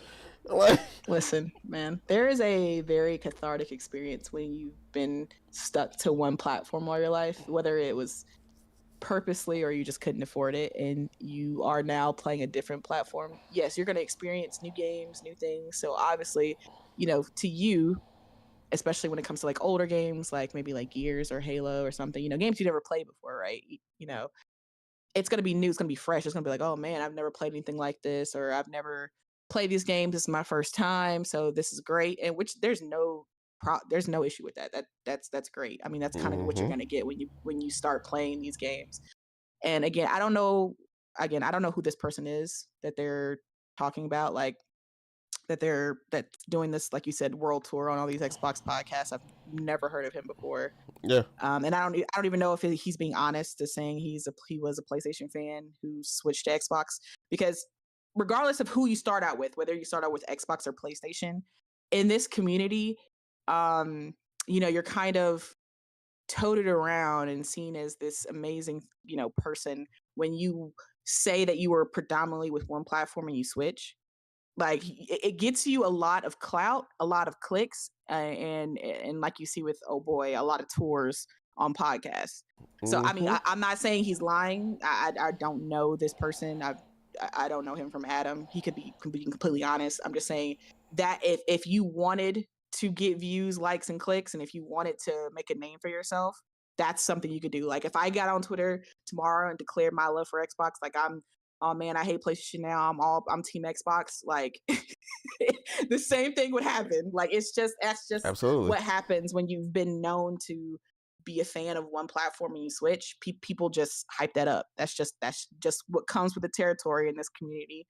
But again, I mean, there's nothing wrong with him being on Team Xbox now. Like, that, it's your preference. If that's the games you like, absolutely. Like, but it's the way people like are just like, oh, I've switched completely. Like, I find that very weird.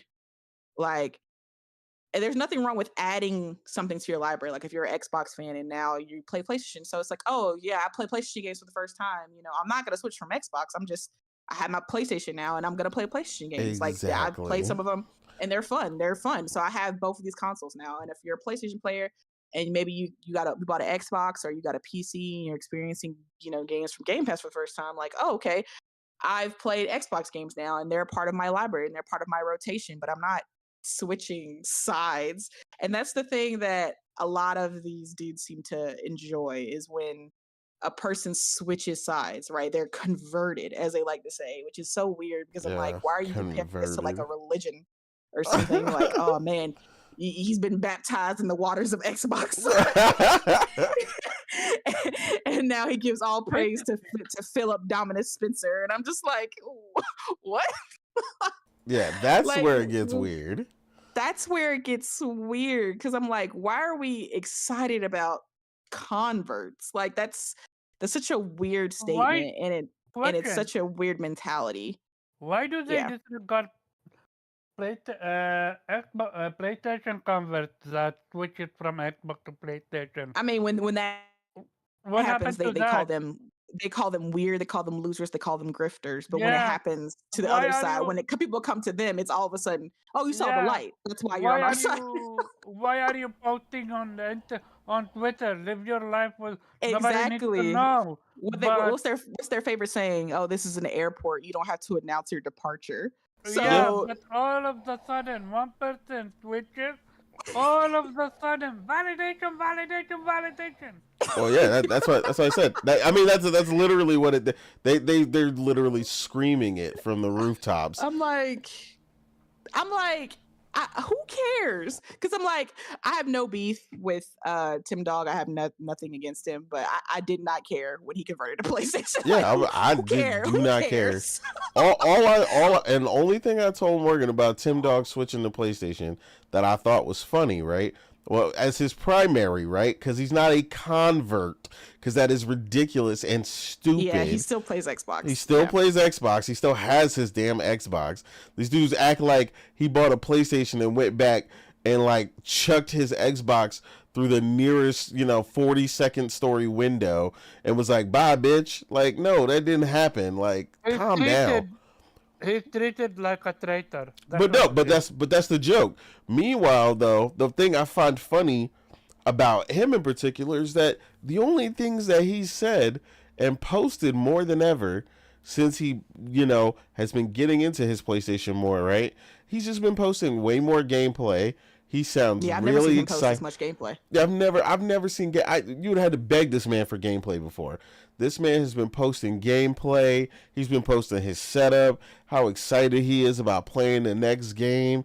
He's like, man, this Spider-Man. I remember his post of Spider-Man. This Spider-Man is blowing my mind right now, man. I was doing this one thing, and then it, like, just that pure level of just I'm enjoying the game, and that's all I really seen from him. And that's At the end of the day, board. though, it's like that's why it's important to not, restrict yourself to one console or one ecosystem. There's so many great games out there, and that's why it's like that's what I'm saying. Like there's no, I don't have it taking an issue with this guy who's playing Xbox. That's good. He's getting access to more games, and he's playing a wider variety of games that he didn't have access to, whether it was purposely or through financial reasons or whatever. So that's great. He's expanding his library, but but again, I don't understand why this is toted around as something great. Like, who cares?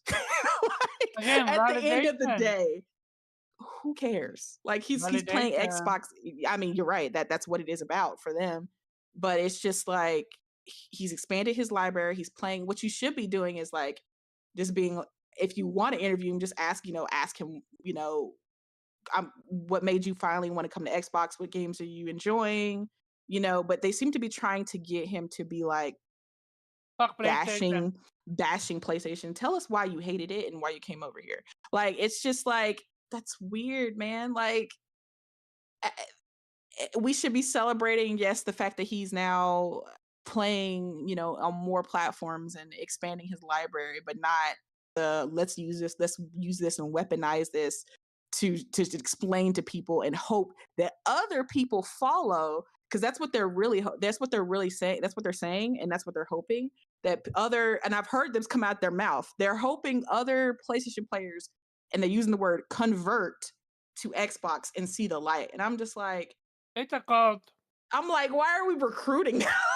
Like, that's so weird. It's super weird. Like, nobody who gets a platform, whether it's Xbox or PlayStation, should honestly be converting. You should just be expanding your current library. Like, Exactly. if you're a PlayStation player and you buy an Xbox, you should now, okay, I'm going to play on both libraries now. I'm not going to switch to Xbox. If you're an Xbox person and you get a PlayStation, you shouldn't be like, forget all the money I invested in, the thousands of dollars I invested in my Xbox ecosystem. I'm going to throw my Xbox away and I'm going to now become a PlayStation player. No, you've expanded your library and now you have an Xbox and PlayStation and you can experience both ecosystems. The whole we should convert people is a weird mentality to have. Like, you should be encouraging people to expand their libraries and play more games. Not, you're another warrior in our console war. Like, yeah, it's so weird. Like, and again, if you're seeing people encourage that you should know that is a complete fanboy podcast. You should, because people the only people who cheer that crap on are people who are so deep in the pool of whatever console that they prefer. They're so deep drinking that Kool-Aid that it cannot be saved. It's just like they don't care. All they want is more people to do that, more people to pick up Xbox. And the reason I was telling Nate the other day when he was pointing this out to me, like the only reason, especially when it comes to the Xbox extremists that do this, the real reason they're doing this is because Xbox has been in such a position in these last few years that the identity of the console has essentially been lost and the sales of the console are going down. Xbox is proclaiming that almost everything is an Xbox. You don't need an Xbox to experience Xbox games. You don't have to leave the comfort of whatever you're playing, whatever system you're playing on, whatever ecosystem you prefer to enjoy Xbox games. And that pisses the extremists off. They want to have what Nintendo and PlayStation has, is where you have to come to them to enjoy their games. And because of that, when somebody chooses to get an Xbox and come into their ecosystem, it's treated as such a parade and such a celebration because it's such a rarity now, because all Xbox games come to people, right? People don't tend to come to Xbox. So because it's such a rare sight, it's like a rare Pokemon out here, they have to parade it around and hope that it sets an example for other people to do the same. And that's why they're making such a big deal about this particular person and having him in all the podcasts, because they're so surprised that somebody actually wants to come into the ecosystem, and they're So you're happy. telling me even they know that their console is trash. I wouldn't say they know that it's dying, and they're happy to see somebody come into that dying platform and say, see guys, see somebody else is buying our console and they say it's great. You should do the same. See, Xbox isn't bad. Come see what he's doing. You all should do that too. And it's weird. It's very weird. Again, I don't have any hate towards this person. They said when he was in the podcast that PlayStation players were upset at him. I don't remember seeing anybody upset about this. I never heard of this guy. We've never heard of him before. Never heard of this guy. There's nothing to be I'm not upset about. No, Like, it's not like I never heard of them. I never heard about this story even. Every single one of us in here has invested in the Xbox ecosystem. So there's nothing to be upset about, because we are all like him. We've played Xbox games. We purchased Xbox games. A lot of us in here are Game Pass. So, I mean, we're a part of the ecosystem. He's just doing what we've already done. He's doing what we've already done. So it's just like, okay, yeah, great, cool. I'm happy that he's experiencing new games, but it's just weird the way he's being paraded around to be some sort of example as to what PlayStation players need to be doing. And like Nate said, where they're saying PlayStation players need to play our games and they're understanding. I'm like, we're already playing your games. We're already experiencing your games. But I'm not going to invest in a console that in a company that's telling me I don't need to. There's no point. Like, they're telling me I don't need to invest, so I'm not investing. I can already play the games without purchasing the console. So this mentality of if they just play this game, they understand. I have played those games and I love those games. I played Pentiment. I've platinumed it on PlayStation. I completed it on Xbox and I absolutely love the game. And unfortunately, most of the Xbox players haven't even played it yet or even beat the damn game. I heard about them. Like, they brush Pentiment off like it doesn't matter, and it's a fantastic game. I 100%ed Hellblade on Xbox, right? Got all the achievements. And if it comes to PlayStation, I'll buy it and I'll platinum it on PlayStation. And it's just like, sorry for you. Oh man, I think DualSense will also help with that game. Something gotta help. But it's just like, we as PlayStation players have experienced these games. We're not ignoring them and we're not playing them. We're playing the games, but that's not going to change anybody's mind or get anybody to convert to your system. We will add it to our repertoire of games that we've already played, and we'll expand our library, but nobody is converting. Just like a lot of these Xbox dudes have PS5s, but they're not converting to PlayStation. And they're just adding it to their library. Okay, I use my PlayStation to play exclusives. Great. Awesome. That's what you do. That's what you use that console for. I can own more than one console? Apparently. I know it's a rare sight out here. It's, you know, people apparently don't do it, but it's like they understand the concept of, you know, owning more than one platform, but you know, you still have a preferred one and you don't need to convert to enjoy both. But when somebody does it or does it for the system that they prefer, oh man, that's fantastic. All the rest of you guys need to do that too. It's very strange, but it's definitely on point for a lot of the fanatics. And honestly, this isn't just a Xbox fanatic thing, because I've seen PlayStation fanatics do the same thing, and it's just weird. Like, nobody's gonna convert, nobody's gonna leave their system.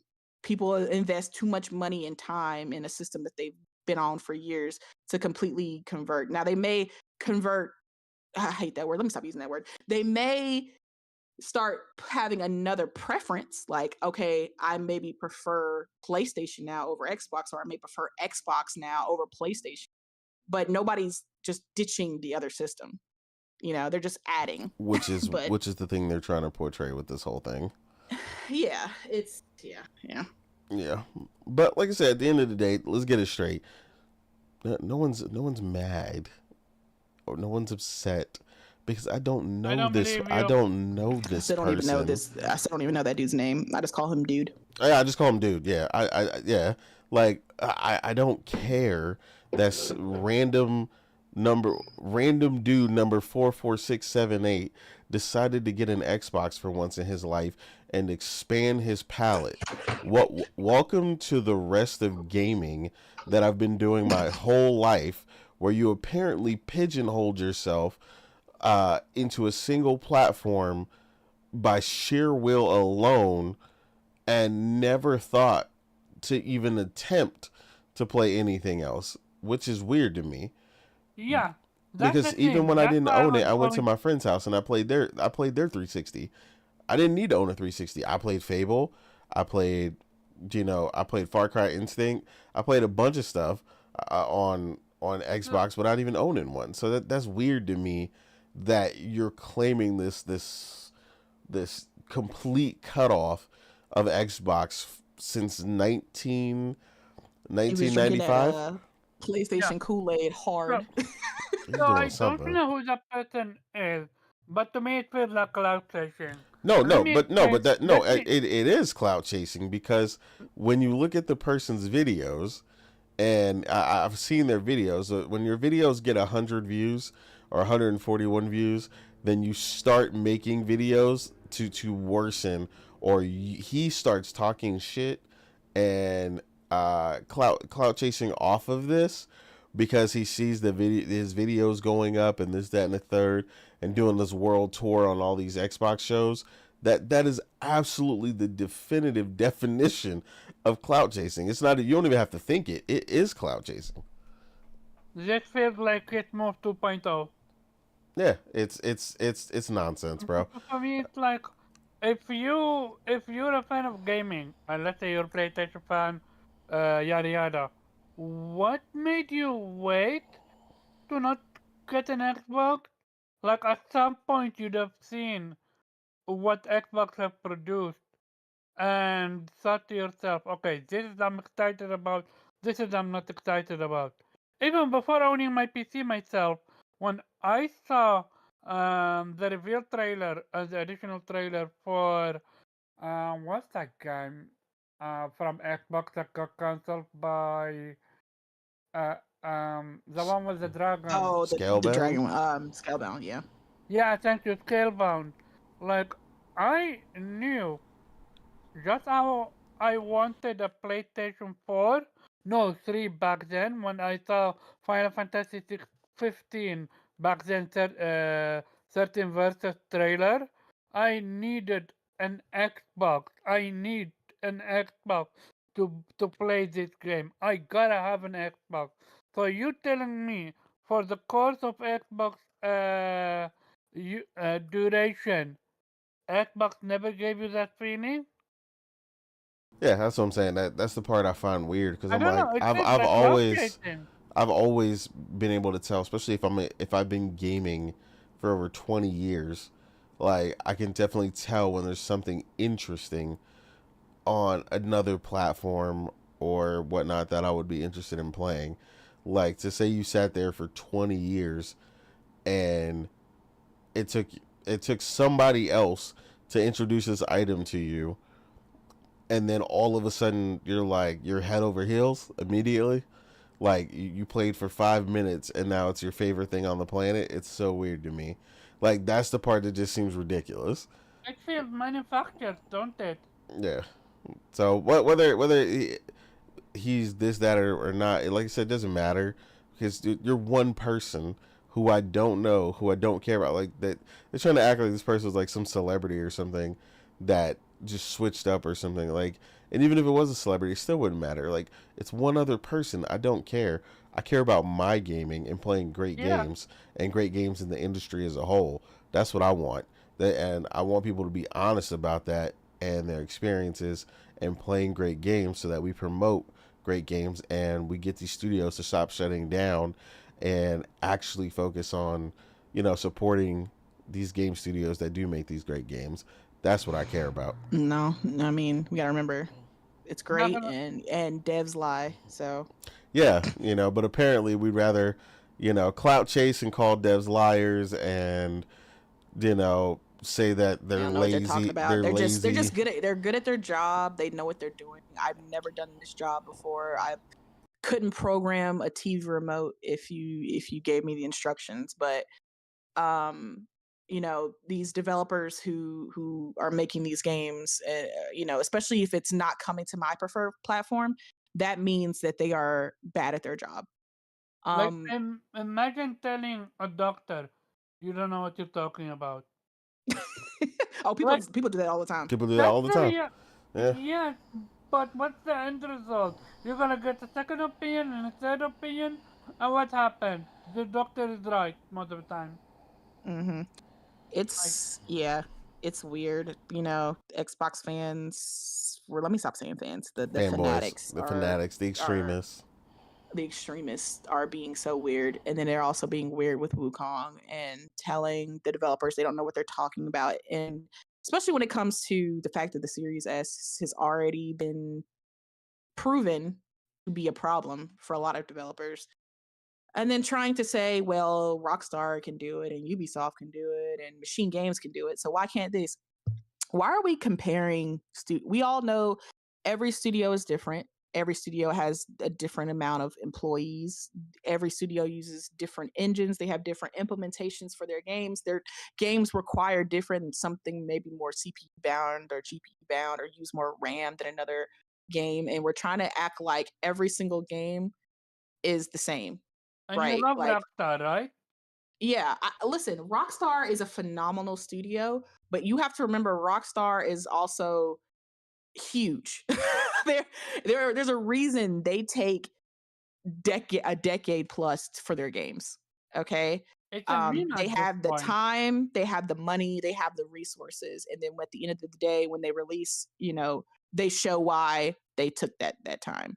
So trying to compare a team like Rockstar to a team like Game Science, that's not saying Game Science is not a good developer, but I think this was their first AAA game, if I'm not mistaken. Yeah, it is. Yep. They're just now getting into what it's like to work for, or make games for consoles and AAA at that. And they had a success, right? Many people have acclaimed this game to be their game of the year. It's been a big hit. It sold like 9 or 10 million on Steam. Like it's a big hit, but for whatever reason, well, I know the reason, because they're upset it's not coming to their preferred platform. Again, another developer who's being honest and saying, the reason we're not able to put this out right now, and they didn't say they were never going to, they just say the reason it's delayed and it's taking a while is because of the Series S. Now, instead of Xbox fans doing what they should be doing, is pointing the finger at Phil and the team and getting them to go over to China and help Game Science and get them to help and say, yo, you guys need to do something. They're saying it's because of the Series S. Can you send a team out there to kind of help them work their way around the Series S and get them to figure out how to develop for this console? Instead, they're pointing the finger and getting upset at Game Science and saying, oh, you're a bad developer. You don't know what you're doing, blah, blah, blah, blah. Again, they're a small team. This is their first AAA. It's going to take them some time to understand how these consoles work. That doesn't mean they're stupid. It just means they lack the experience that a Ubisoft or a Rockstar or a Machine Games has. And trying to compare a first-party developer who is required to develop for a console is kind of stupid anyway. Like, they're required to develop for the Series S, so of course they're going to release for the Xbox X, Series X, and S. So you're trying to say, oh, Machine Games could do it? Yeah, because they're forced We to. know So PlayStation sent their team to yes, help. and that's one thing PlayStation is very good at, especially when they see a game that has potential. They're very good at sniffing out games that have potential. And when they see it and they're like, you know what, we think this is going to be a hit. You know, this is going to get us into the market of China. This is going to be a game that's going to, we could just tell this is going to be a breakout success. So we understand that you're probably just developing it for PC, but if you could, you know, here's some money, here's our team, will, you know, help you to get some to develop for PlayStation. And I think that's what really is going on with this whole, oh, PlayStation paid for exclusive rights. No, I think PlayStation was, I think Game Science really wasn't trying to develop for consoles. I think they were going to do a Steam first and then maybe consoles later. But PlayStation kind of convinced them and gave them some money and said, can you please develop it for our system? I don't think they didn't pay for like, oh, you can't develop for anything else. I think they were just like, we understand you really probably don't want to do it for consoles, but we'll give you some money and we'll send our team over here and to help you develop for the PS5. I don't think there was a, but you can't do for Xbox. It was just money to get the game on their system, right? And that's why it was probably prioritized for PlayStation, because PlayStation went out of their way to go down there and get the game to be developed for PlayStation. I don't think there was any exclusive deal or anything like that, because as we know, when there are exclusive deals with third or second party developers or publishers, PlayStation will scream it to the high heavens that they have a time exclusive deal. They have done it for years. They do not care. They will, especially a game that sells as crazy and is as popular as Wukong. You're telling me they didn't want to say anything about having a time exclusive? Really? Yeah. They didn't want to say nothing. Why? Why would they not capitalize on one of the most popular games of 2024? A content seller in China. Exactly. Exactly. Yeah. A breakthrough China game that finally opened that market up and is helping them sell PS5s in China. They didn't want to say anything. Yeah, okay. You know, and then, you know, you got Xbox like, well, we can't speak on our partners. I'm like, I'm not saying they lying, but honestly, that term that they use is technically not a lie. They can't speak on deals done by partners, but that doesn't mean that's what the reason was that the game wasn't coming to Xbox. They just said a statement. Like, technically it wasn't a lie. Like, if there was a deal, we can't speak on it, but that doesn't mean that's the reason that the game isn't coming to Xbox. I just think Xbox didn't want to, again, go down as saying the reason one of the most popular games of the year, again, isn't coming to our system is because of one of the consoles that we developed.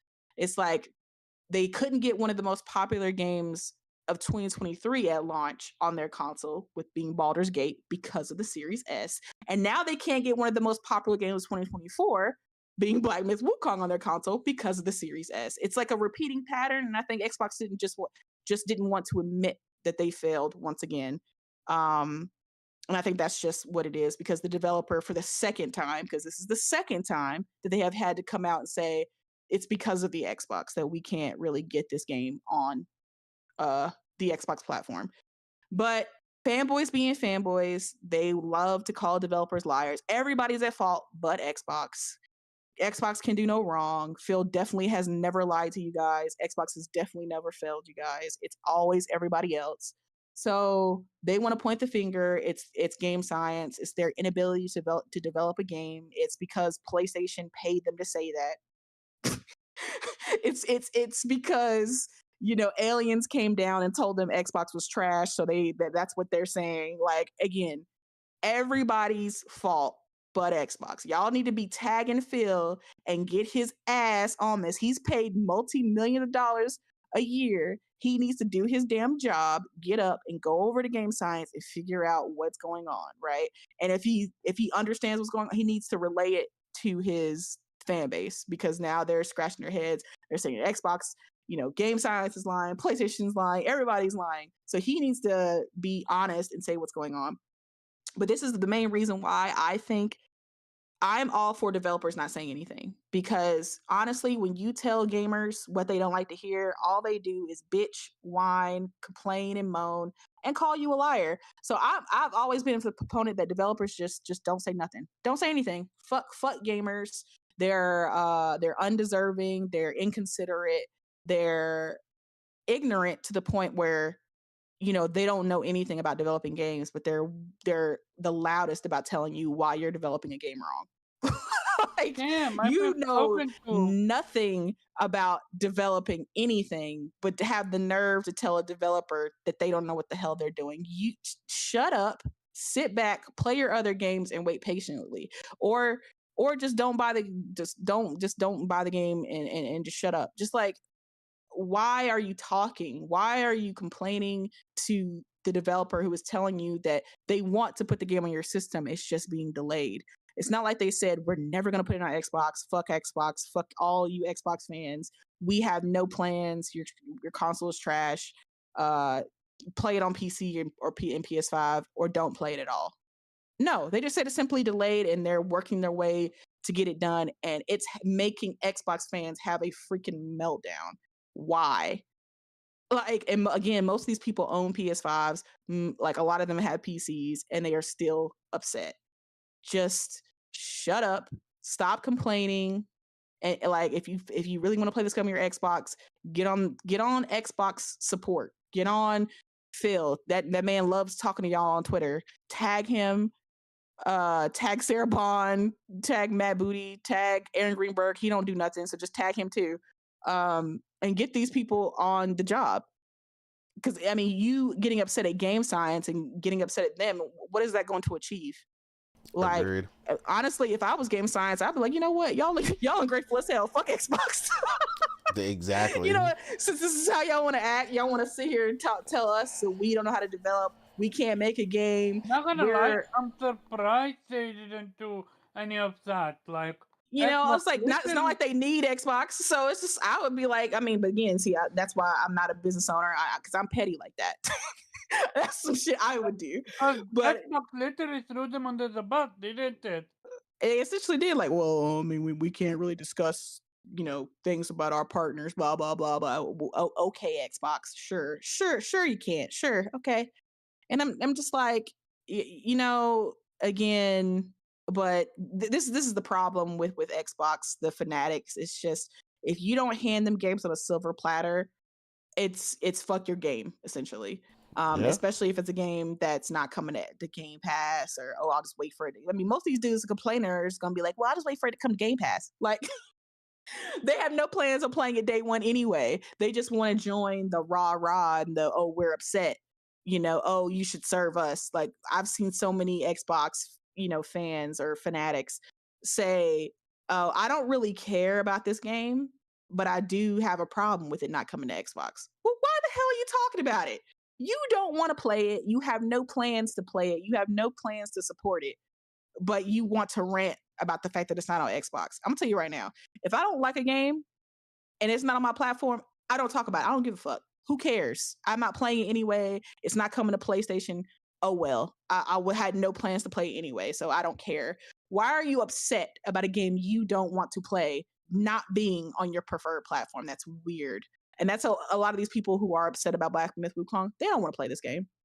It's just, how dare this developer come to say that they can't develop for this crappy ass box? How dare they say that? Okay, how dare you say that you can't put this game on here, but it's on Steam Deck, but it's on this, it's on the ROG Ally. I don't understand. Why can't you develop it? This is less than that. I'm like, again, it's not a 1-for-1. It's not a 1-for-1. And the game, it has its issues on the Steam Deck, the same way it has issues on PC and console. But y'all acting like it's a perfect port. Like, it's running perfectly on this. No, it's not. Okay. And I'm sure they don't want to release another port that's ass. So they're trying to make sure that this development cycle goes smoothly when it comes to Xbox. But instead, y'all want them to rush it and it be trash on the Xbox. Is that what y'all want? Y'all want a game that crashes on y'all and the frames go down to 15? That's what y'all want. But again, you can't tell fanatics anything because they think they know best. They think they know everything when it comes to game development. They think they know how a game is supposed to run, and you should be able to do this and you should be able to do that. It's whatever. It's comical. Yeah, it's weird. Imagine telling people you know better than them. I love it. Mm-hmm. And the best part is imagine lying to yourself that you're Yeah. excited about the game but pretend to be not to be. Because Yeah. the manufacturer hurt your feeling or whatever. Mm-hmm. I'm having a blast with Hey, this it'll be one. interesting to see when it finally does release on Xbox how many people actually buy it and play it, because I'm pretty sure that number is going to be pretty low. It's It'll gonna be be interesting. it'll be It's more possible. more people complaining about it, and less people actually buying it when it comes to Xbox finally. I mean, that's usually how it always ends up. Mm-hmm. But yeah, with that, we'll go ahead and get out of here and end the show. I think Weeb died on us here, so Oh, weed. yeah, we ran away. Weeby. So bye Wade. Sleepyhead. Good night Weeb. And Nelson obviously had to go feed the kids. But we're gonna go ahead and get out of here. Again, that is our first show for 2025. Get all the nonsense out the way. Get nice and excited for CES next week. And get out there and play some of these games. Like I said, January is looking pretty good for a lot of people. February is looking crazy for me. And then, we got Split Fiction coming later. I don't know, man. It's looking real good. It's looking like a phenomenal year. Especially the start of the year. Absolutely. Yep. So, Morgan, let the people know where they can find you. You guys can find me on Twitter. Getting upset at the gaming community as per usual because unfortunately most of the people in it do nothing but annoy me. But hopefully, you know what? I'm gonna let go of the negativity and ignore the crazy fanaticism on both sides, and I'm just gonna celebrate 2025. It's a new year, right? Kind of the same old me, unfortunately. But we're looking into 2025 as a great fucking year. It's gonna be some amazing games coming, and we're gonna be jam-packed. So I'm just gonna put my focus on the games and trying to accomplish my New Year's gaming resolutions and beating and completing some amazing games, supporting some amazing indies. And I can't wait to see what you guys are looking forward to and the games that you guys want to complete. And if you guys have any New Year's gaming resolutions, please tell me. But yeah, it's been a great show. Thank you everybody for coming through and listening to me unnecessarily rant for way too long. Appreciate you and Otter Nation. Otter I'm pretty Nation. sure they enjoy it. Yeah, they love to hear Morgan rant. It's okay. Yeah. Omar, where can the people find you? So shout out to everyone that came through. Hit that like button, share the stream out, and look forward to our next episode. You can find me at Carbon_Shop on Twitter and Vitamin G Podcast every Monday 8 p.m. Eastern Time. No See doubt. you next week. And I am your host, The Real Innate. Thank you for, like I said, Weeb and Nelson, who made it today. Shout out to Kay, who is out there working hard in them truck driving streets. But like I said, always a part of, Otter Nation. Thank you to, again, like I said, the chat participation, everybody who always comes through and supports. We always appreciate it. It's always a good time talking with you guys and hearing what you guys are playing, what you guys are looking forward to, and let's keep doing it all 2025. But with that, we're going to go ahead and head up out of here. Peace. Bye. Otter Nation. Otter Nation.